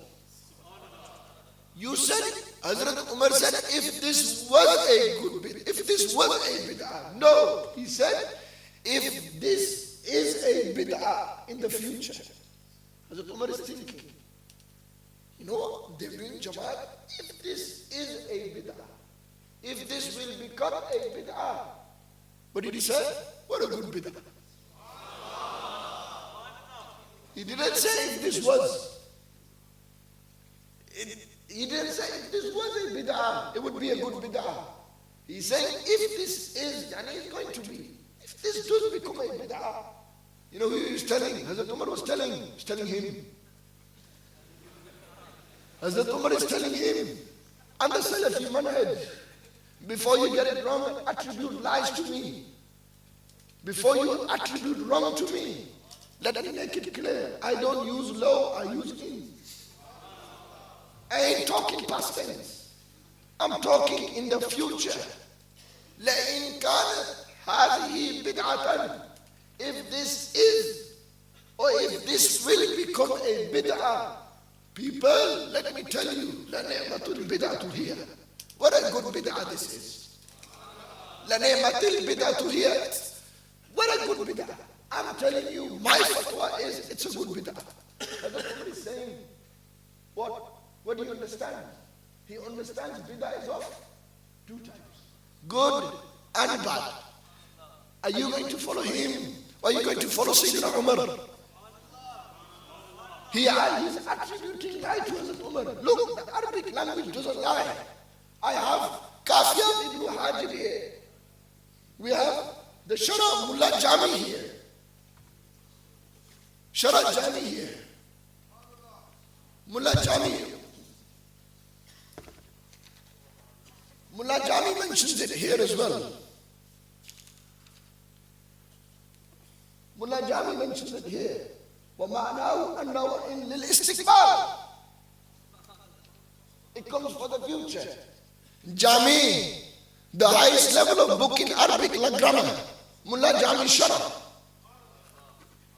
Kafia ibn Hajib. The grammarians have told us what low comes for or what in comes for. Hazrat Umar didn't use low. Why are you lying? Why are you lying? Tell me. Why are you telling the whole world it's low when it was in? The words of Tabaqat ibn Sa'd. Are you going to take the Tabaqat of Ibn Sa'd, the historian, over the words of Imam Bukhari, the scholar of Hadith? You say Bukhari, but you bring Ibn Sa'd in your defense. They said bring it authentic. Ibn Sa'd is a historian. Ibn Sa'd is known for this. Imam Bukhari is about this. Talk to Imam Bukhari, rahmatullah alayhi. Ask Imam Bukhari what he thinks. He mentioned this hadith in there. My challenge to you, Imran, present me any book in the history of Islam where Sayyidina Umar used low. My challenge. Any book where Sayyidina Umar used law, if this was, he didn't. He used in. If this is to be a bid'ah, what a good bid'ah. My fatwa, what a good bid'ah. Sayyidina Umar is saying, I'm telling you. There's no debate. There is good bid'ah and bad bid'ah in Islam. The Prophet told us, whoever introduces a bad bid'ah that Allah and Rasul are not happy with, clear. The Prophet defined bad bid'ah and they defined good bid'ah. We see this clearly. Hazrat, that is Hazrat Umar's understanding on bid'ah. This is what Sayyidina Umar understood. Let's ask the ulama of the Ahl Sunnah, the aqwal of the Salaf, what do they understand from bid'ah? He said Imam Shafi'i, he quoted Imam Shafi'i. He took one saying, but he didn't take the other. Again, the pick and choose tactic. Pick what suits them. Choose it. Go ahead with it. Why don't you do justice, my brother? I'm requesting you, do justice. If you're qualified to talk about the deen, talk about it fully. Bring it all out. Bring it all to the table. Bring your books. We're ready. Imam Shafi'i rahmatullahi ta'ala alayhi, he said, Imam Shafi'i said this, rahmatullahi ta'ala alayhi, this is mentioned in Siru A'lam al-Nubala, the work of Imam Zahabi. Zahabi is accepted by the Salaf. Salafis accept Zahabi. He's one of the Imams. Imam Zahabi said in his book, Siru A'lam al-Nubala, he said, Al-Muhdasat min al-Umuri Daraban. New matters in the deen are in two categories, two types. Who's saying this? Who's saying it? Imam Shafi'i. Who's mentioning this? Imam Dhahabi. ما أحدث يخالف كتابا أو سنة أو أثرا أو إجماعا فهذه البدعة ضلالة. Imam Shafi'i said, whoever introduces a matter that opposes the Quran, that opposes the Sunnah, that opposes the narrations, that opposes consensus, ijma', فَهَذِهِ الْبِدْعَةُ, this bid'ah, mazmuma, this is not praiseworthy. This is a blameworthy bid'ah. Dalala, this is misguided. Imam Shafi'i is defining, telling us the understanding of bid'ah. This is not me. This is not the ulama here. These are the scholars from the early generations. He then said, وَمَا أُحْدِثَ مِنَ الْخَيْرِ, whoever introduces something good, لَا خِلَافَ فِيهِ لِوَاحِدٍ مَنْ هَذَا, and it does not oppose any one of Quran, Sunnah, Ijma', Asar. It doesn't oppose the Quran. He does something new that doesn't go against the Quran. لا خلاف فيه. It doesn't oppose. فهذه محدثة غير مذمومة. This is a new introduction that is not blameworthy. This isn't bad. Who said these words? Imam Shafi'i's words. Then he said, قد قال عمر. He now finds the basis of his understanding of this principle from which hadith? Hazrat Umar's words. He said, قد قال عمر في قيام رمضان. Umar said in the qiyam, standing of Salatul Tarawih in Ramadan, standing and he stood. There's a camera behind him. Ni'matil bid'atu hadhihi, good bid'ah this is. Hazrat Umar said, what a good bid'ah, it's a good thing. What a good practice I've introduced. What a good matter. يعني أنها مهدسة لم تكن وإذا كانت فليس فيها رد لما مضى. Imam Shafi rahmatullah alayhi said, يعني that is a muhdasa lam takun. This is something that wasn't done. Imam Shafi did something that wasn't done before. And then وإذ كانت, and if it is فليس فيها رد, there is no rejection on this matter. It is good. لما مضى, forward has passed. This is Imam Shafi's understanding on bid'ah. Are you going to take Imam Shafi? Are you going to take Imran bin Mansur? Tell me. You said Imam Shafi says this. Shafi is saying this as well. Why are you picking and choosing? Tell me. Then we see Bayhaqi also mentioned that as well. He mentioned Al-Allama Al-Hafiz Ibn Hajar in his speech. He said that Ibn Hajar rahmatullah alayhi, Allah be pleased with him. My question, Sayyidina Umar radiallahu ta'ala anhu's hadith. My question, what did Ibn Hajar say about bid'ah? What did Sayyidina Ibn Hajar understand? Ibn Hajar came centuries after Imam Shafi'i. What did Ibn Hajar say? He explains this in his Fathul Bari, one of the most authentic commentaries of Sahih Bukhari. Imam Ibn Hajar understood from Sahih Bukhari's hadith of Sayyidina Umar radiallahu ta'ala and Ibn Hajar rahmatullah alayhi, he said, وَالْبِدْعَةُ أَصْلُهَا مَا أُحْدِثَ عَلَى غَيْرِ مِثَالٍ سَابِقٍ. Bid'ah, whenever asl is used by the ulama, it means literally. Bid'ah in its origin, literally, مَا أُحْدِثَ عَلَى غَيْرِ مِثَالٍ سَابِقٍ, is something that is invented, a new matter introduced that you've never seen before. It wasn't like before. غَيْرِ مِثَالٍ سَابِقٍ. There's no previous example of this.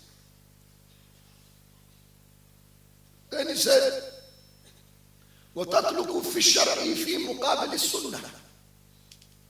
But in Shariah, technically, bid'ah is opposite of sunnah in Shariah.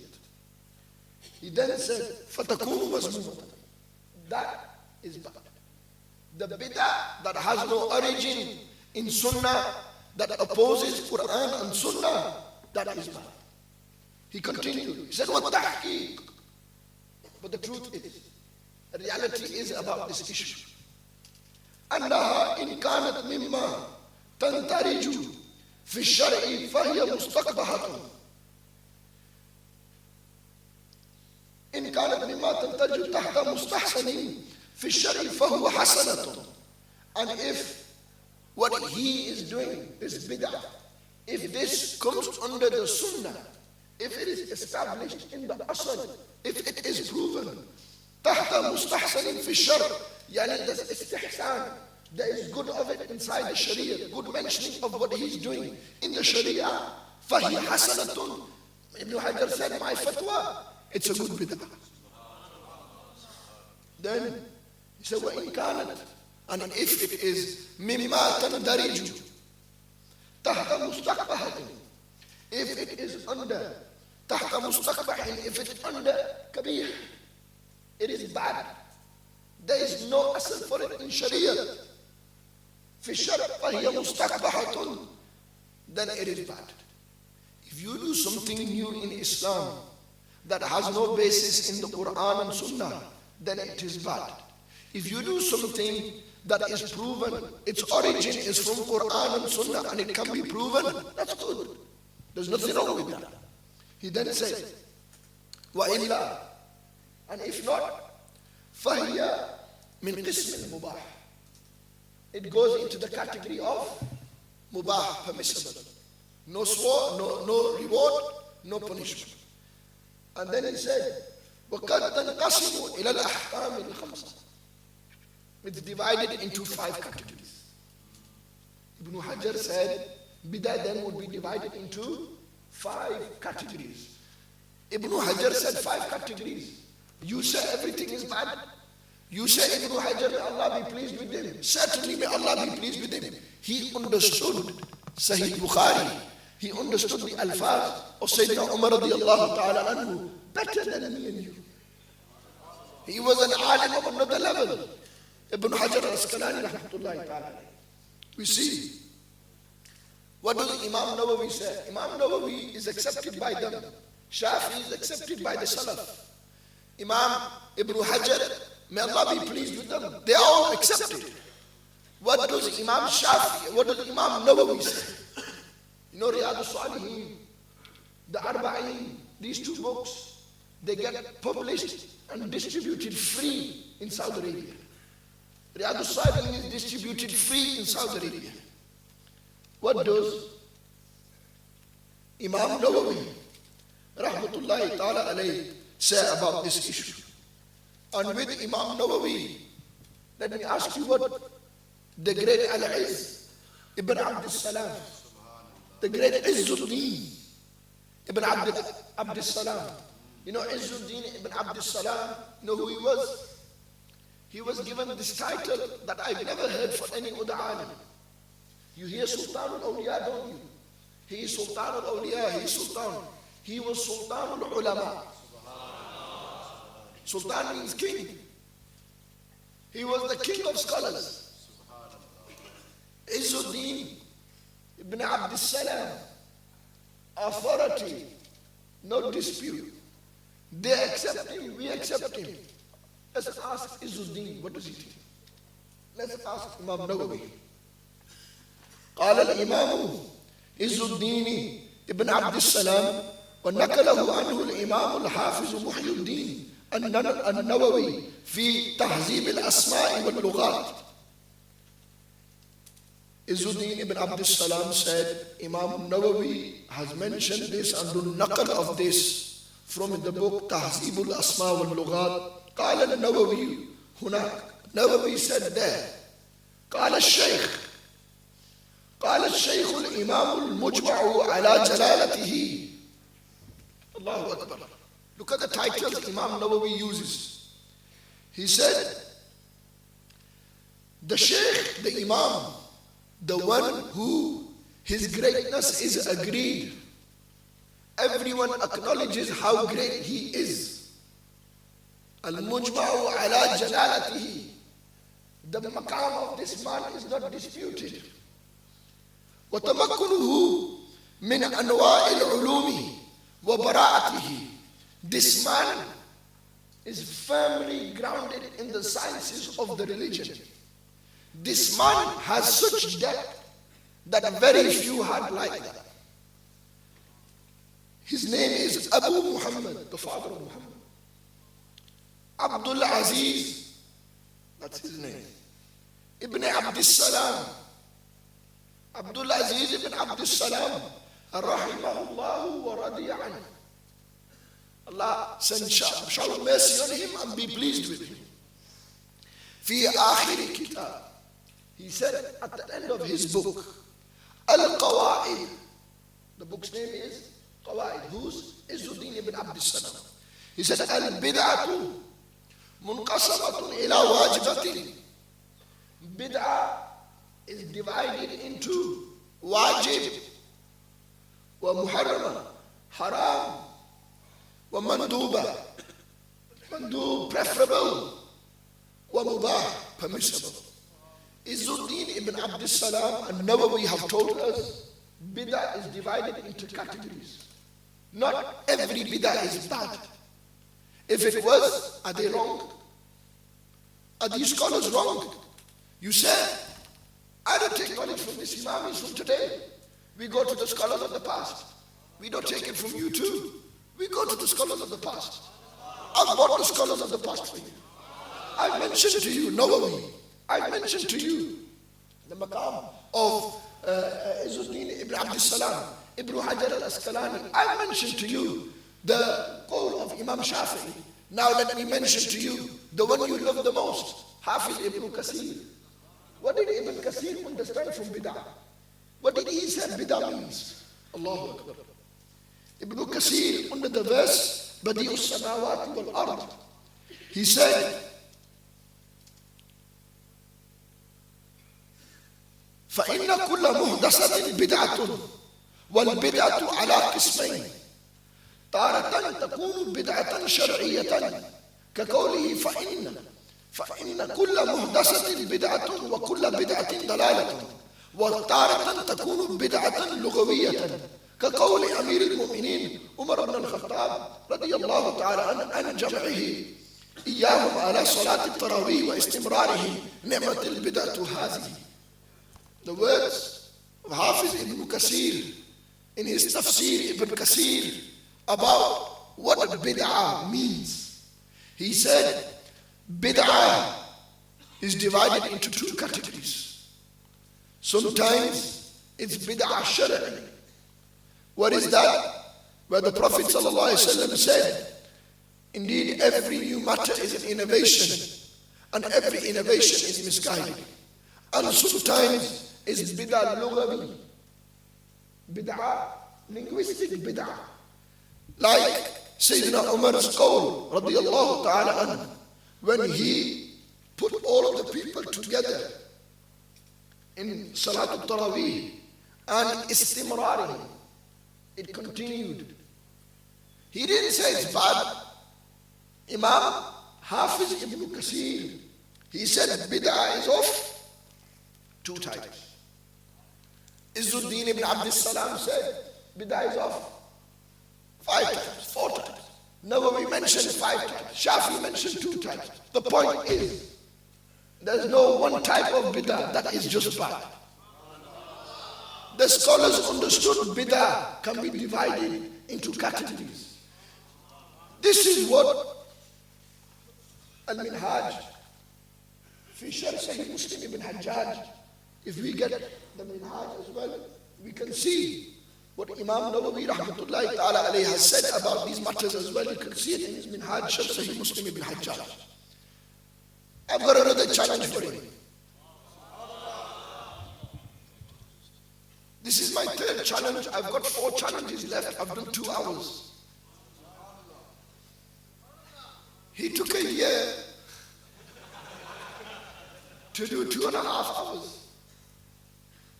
I took probably 4 nights. And I'm talking 7 till 7, 12 hours, 3 nights. And I've not even gone halfway. I've not even got halfway.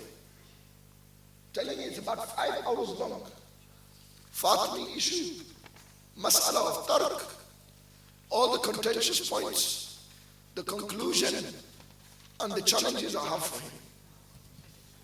And it's only 11:30. And I think Haji Avesa will be coming soon as well. Allahu Akbar. I think Haji Saab's here already. My challenge, I presented to you 5 scholars from the Ahlul Sunnah who have explained bid'ah. My challenge to you is, we want you to present 5 of the same caliber, 5 of the same caliber of scholars that said there is no type of division when it comes to bid'ah. Present to me that. I presented 5, you present 5 to me, same caliber, who said there's only one type of bid'ah and that's bad. This is my challenge to you, Brother Imran, and the Salafi manhaj. My brothers, in conclusion to the mas'ala of bid'ah, every bid'ah is not bad. Only those bid'ahs that go against Quran and Sunnah are bad. A bid'ah, 2 dozen points. Balki, present 2 dozen points of the same caliber. We can present to you, Balki, 2 dozen points. We can. Of scholars who divided bid'ah into categories. You present 5 of the same level that I mentioned, and we'll accept bid'ah This is the situation. Hazrat, bid'ah. Baba, it's a bid'ah. The bid'ah brigade. That's all they say, bid'ah. The Prophet didn't do it, you can't do it. The Prophet ﷺ didn't do it, you can't do it. The Prophet ﷺ didn't do it, you can't do it. Give us the dalil. Kullu bid'atin dalalah. We've understood that every bid'ah is not misguided. Durood Sharif.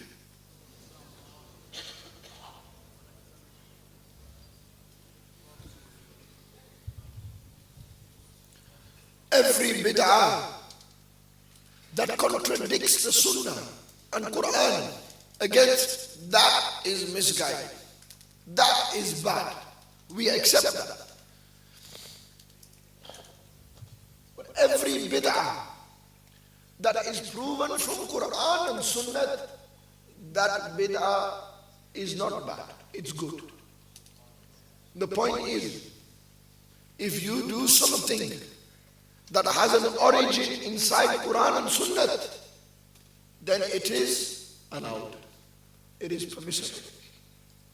That's what we have understood from the hadith, Sayyidina Umar and the 5 scholars that I mentioned. Hazrat, let me go to the next point. And he said the rapist. Let me talk about this issue. Let me explain to you first. Nare Takbir, Nare Risala, Snakhani Mustafa.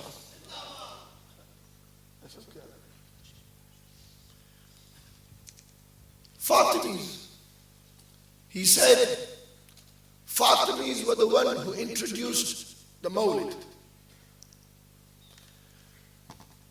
Let me start by telling you,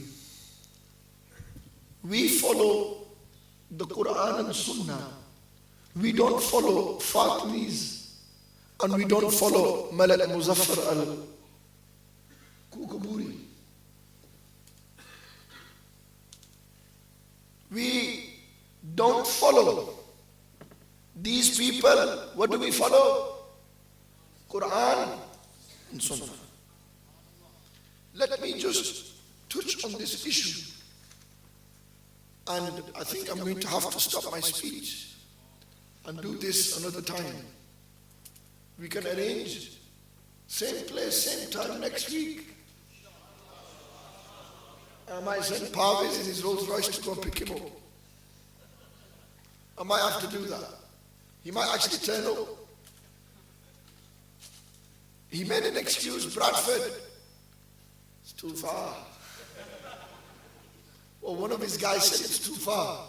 Ajib, you came to Bradford about 2 weeks ago. What a problem then? Ajib understanding. We follow Quran and Sunnah.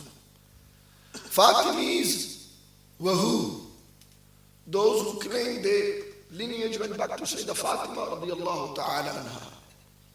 He mentioned 2 people, Mu'izz li dinillah, Hakim li amrillah. Al-Mu'izz li dinillah and Hakim li amrillah.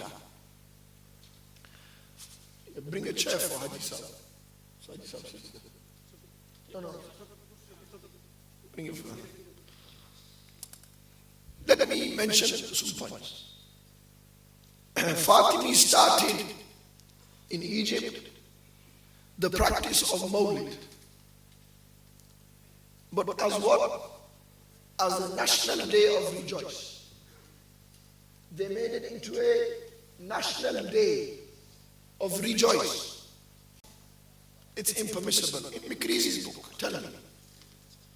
Now I'm going to tell you, who is this Imam Taqiyuddin al-Mikrizi? He didn't tell you that, did he? He said, look, Taqiyuddin al-Mikrizi mentioned in Kitab al-Khutat. That's what he said. And what I'm going to tell you is in Imta'ul Asma. The book Imta'ul Asma. Who is Taqiyuddin al-Mikrizi? He was a staunch believer in the wasila of the Prophet ﷺ. First thing. he emphasized visiting a Rawdatul Sharifa, the Prophet ﷺ blessed resting place. And he said, when you make dua, when you stand, don't turn your back to the Prophet ﷺ. He then continued. He believed in gaining barakah from the Rawdatul Sharif. He believed that you can take blessings from the Prophet ﷺ's resting place. He believed and understood and everything the Prophet ﷺ touched. The amal of the Sahaba, the practice of the Sahaba, what did he say? He said to rub the hands on what the Sahaba used to rub their hands. The Prophet ﷺ touched. This is my practice, this is his tradition. This is what he did. And he said, you know, the best place in the entire world, Makrizi is saying, he said it is the Rawdatul Sharifa. The Prophet ﷺ's resting place is the best place in the world.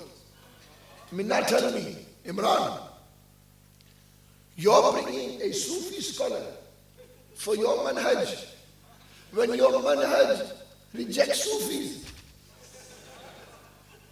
What basis have you made the argument on? You bring a Hanafi, but you're ghair muqallid. You bring a Hanafi and you don't follow any Imam. You bring a Sufi and you don't accept the Sufis. You speak against deviants. Why didn't you bring Mikrizi? Tell me. Did you not know who Mikrizi was? He's a staunch Sunni. Staunch Sunni. He believed in the Sunnah of the Prophet ﷺ.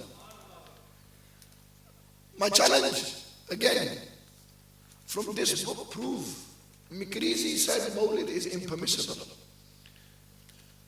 Malak Muzaffar, this is now a good subject.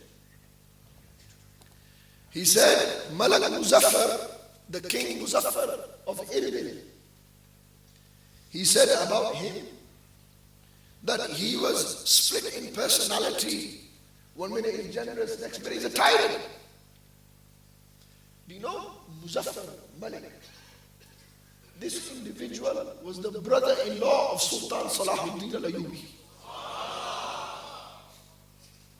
Salahuddin al-Ayyubi's brother-in-law. So if he started Mawlid and Salahuddin is his brother-in-law, why didn't Salahuddin tell him to do bid'ah? We all talk about Salahuddin, liberator of Palestine, great Imam, great Alim. Tell me, give me dalil. Who is Salahuddin al-Ayyubi? We all know the great Maqam of Salahuddin, Malak Muzaffar of Irbil. He did a character assassination of him. Let me mention a point. Everything I've mentioned so far, he mentioned about the Fatimis, the rapists, the this, the that, etc. The tyrants, we accept, no problem. But they did not start the Mawlid. Make this clear. They did not start the practice of celebrating the birth of the Prophet ﷺ. This was the practice of the Sahaba. They did this. The Aslaf before them, they just introduced doing it on a national day, at a national level. Because they were caliphs, they introduced it. That in itself is an innovation. We can debate whether it's good or bad. We know that there's good and bad. That's another point. The point is the origin of Mawlid didn't start from them. But look at the tactic. To explain Mawlid, first thing, started from Shia. Why do I have to defend Shia? They're Shia. I don't defend them. They're not my imams. Muzaffar is our imam. Malik Muzaffar is a king of the Ahl Sunnah as well. He was a king of Irbil. He's from the Ahl Sunnah. Who is he? He said, split personality, generous and a tyrant. Let me bring, once again, Hafiz Ibn Kathir. Al-Bidayah wal Nihaya, I have open in front of me. He discusses Al-Malik al-Muzaffar Abu Sa'id al-Kukuri, the son of Zayd al-Din. Malik Muzaffar al-Kukuri, what did he say? وَكَانَ يَعْمِلُ الْمَوْلِدَ الشَّرِيفَةِ Mawlid al-Sharifa. Look what Ibn Kathir said. He was the one who practiced the blessed Mawlid. Ibn Kathir is saying, Al-Mawlid al-Sharif. Mawlid is Sharif. It's blessed. It's noble. It's great. Hafiz Ibn Kathir understood Mawlid to be great and blessed. Why are you telling the whole world something else? He's your Imam. Ibn Kathir is the one you adore. You say, I bring Tafsir Ibn Kathir here. He is using the words Al-Mawlid al-Sharif. Then, في ربيع الأول ويحتفل به احتفالا هائلا. And he used to do it in a gathering, ihtifal, like this. Then he continued and said, وكان مع ذلك شحما شجاعا فاتكا بطلا عاقلا عالما عادلا. He said, you know who he was? He was a man of courage. He was an alim. He said he was a zalim. Imran said zalim. Hafiz Ibn Kathir said alim. Are you going to take Imran's zulmat? Are you going to take his injustice? Are you going to take Hafiz Ibn Kathir's ilm? He's alim, not a zalim. Ibn Kathir is doing a character assassination, not an assassination, an appraisal of his character. He's doing ta'deel, not jarh. He's going into him. And then he continued. You know what he said? You think he's adil, he's just. He's not unjust. He's an alim. He's not ghair alim. He's an alim, he's an adil, he's a great scholar. You know what's the great thing? You there, Mawlid started from him, Muzaffar the king. You know what Hafiz Ibn Kathir said? Rahimahullah ta'ala. Allah have mercy on this king. وَأَكْرَمَ مَثْوَاهُ. And Allah ta'ala make generous and noble his end. May Allah make his end noble. Ibn Kathir makes dua for him. And you sit there and imply curse upon him. You imply bad on him. Ajib. Brothers, are you going to follow Hafiz Ibn Kathir? Are you going to follow Dawaman Ibrahim ibn Mansur? I leave this question to all of you to think. He's done injustice on this mas'ala. He has not been fair. He's presented his own argument. We continue. And we mention Allama Zahabi. Allama Zahabi now talks about, he quoted a book called Mu'jam al-Buldan. Yaqut al-Hamawi. He mentioned this man, Yaqut al-Hamawi, Mu'jam al-Buldan. He mentioned his book. He said, Malak Muzaffar, he was a zalim. You know, Yaqut al-Hamawi was not a Sunni. He was a Khariji. Hafiz Ibn Kathir said, Allama Zahabi said, وَكَانَ مِنْ مُطَالَعَتِهِ وَكَانَ مِنَ الْمُطَالَعَةِ. He had a lot of mutala. He studied a lot. عَرَفَ أَشْيَاء. And he seen a lot of things. He understood a lot of things. But you know what he said then? وَتَكَلَّمَ فِي بَعْدِ الصَّحَابَةِ. He used to talk about some Sahaba. He used to talk bad about Sahaba.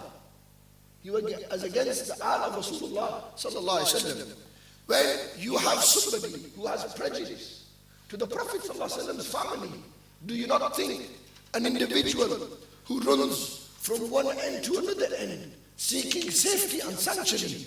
We asked a contemporary of Yaqut al-Hamawi, a man called Ibn Khalikan. Ibn Khalikan, what did he say? Ibn Khalikan lived in the same time as Yaqut al-Hamawi. He said Yaqut al-Hamawi had an issue with certain governors in Iraq because he used to insult Sayyidina Ali. So to save himself, he used to go from here to there. The Fatimis were in charge, Shia governors. The Shia love Sayyidina Ali. He talks against Sayyidina Ali. To save himself, he has to run.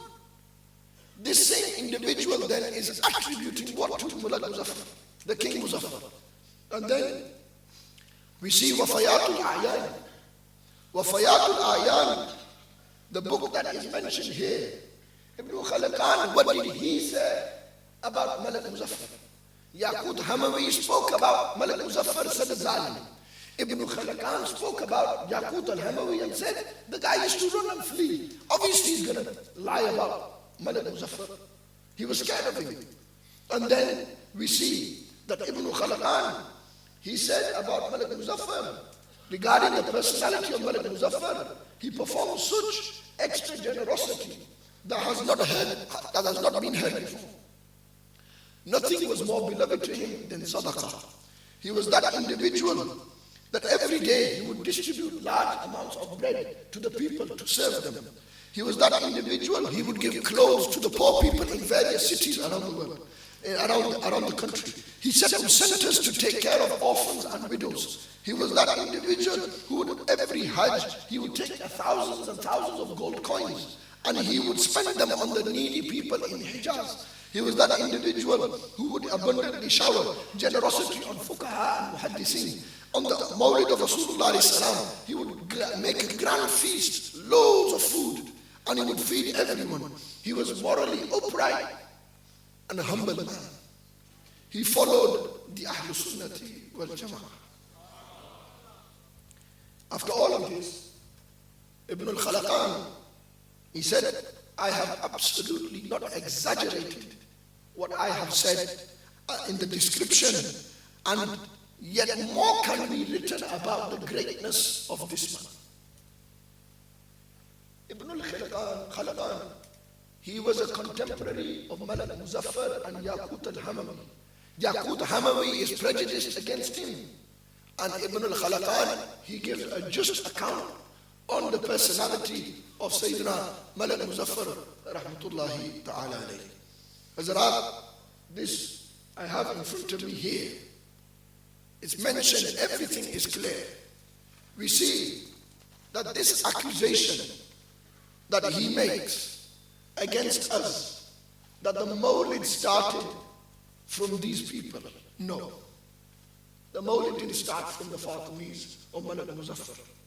They may have introduced it to be at a national level as a national day of rejoice, but they certainly didn't introduce the practice of Milad. Make this point clear. And his references, the people he has used, they are all in question. Yaqut al-Hamawi, in question. He used Mikrizi, he's a Sufi. He's a Sufi, he's a man of Tasawwuf, Tariqat. He's from the Ahlul Sunnah. He used the Mufti al-Muti'i. He used this individual. And about Mufti al-Muti'i, we've heard that this individual, he didn't even see where he said Mawlid is impermissible. He writes 20 pages proving Mawlid and the permissibility of Mawlid. So his arguments have no basis. They have no ground. Why spread lies? Why tell everyone Mawlid is Shia practice? Rapists used to do it. No. Don't, please. Don't lie. This lie that we're spreading to people is putting ill feeling in their hearts towards the Prophet ﷺ's birth. And you know who is responsible? My brother Imran, it's you. Your talks are going worldwide. You're talking to hundreds of thousands of people, and you're telling them unjust things that are not true. Hazrat Muhtaram, I'm going to conclude my speech. I have the mas'ala of tarq. He said, do what the Prophet did, leave what the Prophet left. So if the Prophet didn't do Mawlid, they left it, we should leave it. I want to tackle this issue. And I have a challenge, another challenge for him in there. I want to touch on contentious points he's raised. You only please Allah, you don't please the Prophet. That's what you said. But Allah told me in the Quran, Allah wallahu wa rasuluhu ahaqqu an yurduhu. Allah and His Rasul have the greatest right that they please Him. Who? And the pleasure of the Prophet ﷺ in reality is the pleasure of Allah Almighty. These points, along with my conclusion and the 7 challenges that I have for him. I want you brothers now to decide how we're going to do this. Shall we do part 2 of post-mortem dawah? But I'll only do it if you come back. I know those that I know here, they'll have to come back. They've got no choice. I won't go to speak at their mosques then. So I'm going to conclude it here. MashaAllah, Haji Awais Sahib is here. Very good friend. I thank him for waiting so patiently. And I hope that he has enjoyed, and first of all, welcome to our masjid. This is where we do the khidmah of the deen without any care, without restriction. You understood that, right? You work in a mosque. Anyhow, there's a lot of points that are left. You tell me when. This Saturday and Sunday, I'm in Holland. Next Saturday and Sunday, I fly out to Palestine. Me and one of my very, very good friend, one of my best friends, we're going. Just the 2 of us. So weekend is out of the question. Now, you tell me how you want to do this. Because I can record it when my voice is back and roaring again. I must admit, it's not gone that bad. If anything, it's got better. Don't you agree? If it wasn't, you would have walked out. Who's that man screeching? But, alhamdulillah, it's the Mawlid. We're here for the Prophet ﷺ, not me. I want to ask you then, what do you want to do? Choose a date, a time, during the week, next week, this week, and we can arrange it. If you leave it to me, all I want from you is a guarantee you'll come back to listen to the rest. Was there anyone sitting here, let me ask this question, who doesn't believe in the Mawlid? Be very honest. Who had question marks. Honestly, nothing's going to happen to you. Nobody's going to jump you. Was there anyone who, Aisha, you had contentions about the concept of bid'ah? You still don't believe in it, no matter what proof is given. Yeah. Alayhi salatu wasalam. And I'm reading salawat, I didn't say anything. Yeah, no cameras. Take it off, take it off. Take the cameras off. Yeah.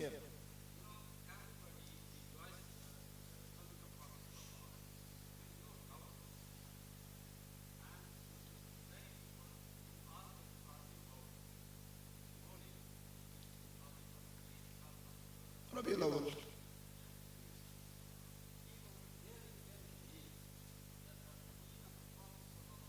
Alayhi salatu wasalam.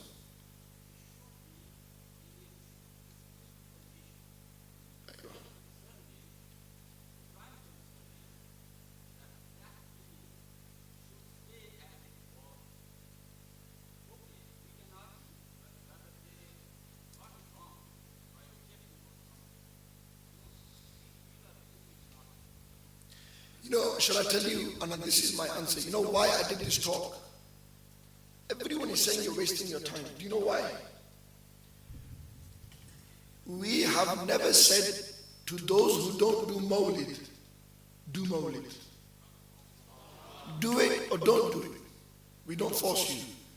But you know what we don't like? When people who don't do it said, why are you doing it? I don't agree with that. And the opportunity to speak has gone now. So we could talk later. But I'll tell you, that is the problem that I had. People are telling the whole world, you can't do it. Where? My challenge still stands. Where's the dalil? You can't do it. Why are people stopping us? Because it's not in pristine form. The Prophet didn't have carpets like we have carpets. There was no dome. These are all bid'ahs. The Quran didn't have Dhamma, Fatah, Kasra. Sayyidina Umar and Sayyidina Abdullah ibn Abbas, they didn't introduce this. Hajjaj bin Yusuf did. My question is, how are you going to keep it in its pristine form? What is halal is halal. The Prophet told us. What's haram is haram.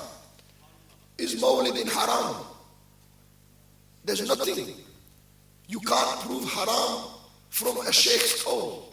Haram is proven from Quran. Where does the Quran say Mawlid is haram? Where did the Prophet say Mawlid is haram? My question, think about this. Then, on top of that, is it halal? Al-aslu fil ashya'i al-ibah. Everything in its origin is allowed. Until hurmat comes. The Prophet said, don't do it. You know, that discussion of what you can do and can't do, the pristineness, is actually my next topic. That's exactly what I was going to talk about. So we have to understand that. Now, it doesn't matter if you don't do Mawlid. I'm telling you that you do Mawlid. Whether you like it or not, according to the definition I've given, you do Mawlid. Not like this, not with lights. Are you not happy the Prophet was born? Khalas, so you do Mawlid then. According, you do Mawlid. You might not do it like this. No problem. This might be good, might be bad, we can discuss. But you're happy the Prophet was born. So what was my definition? What was my definition?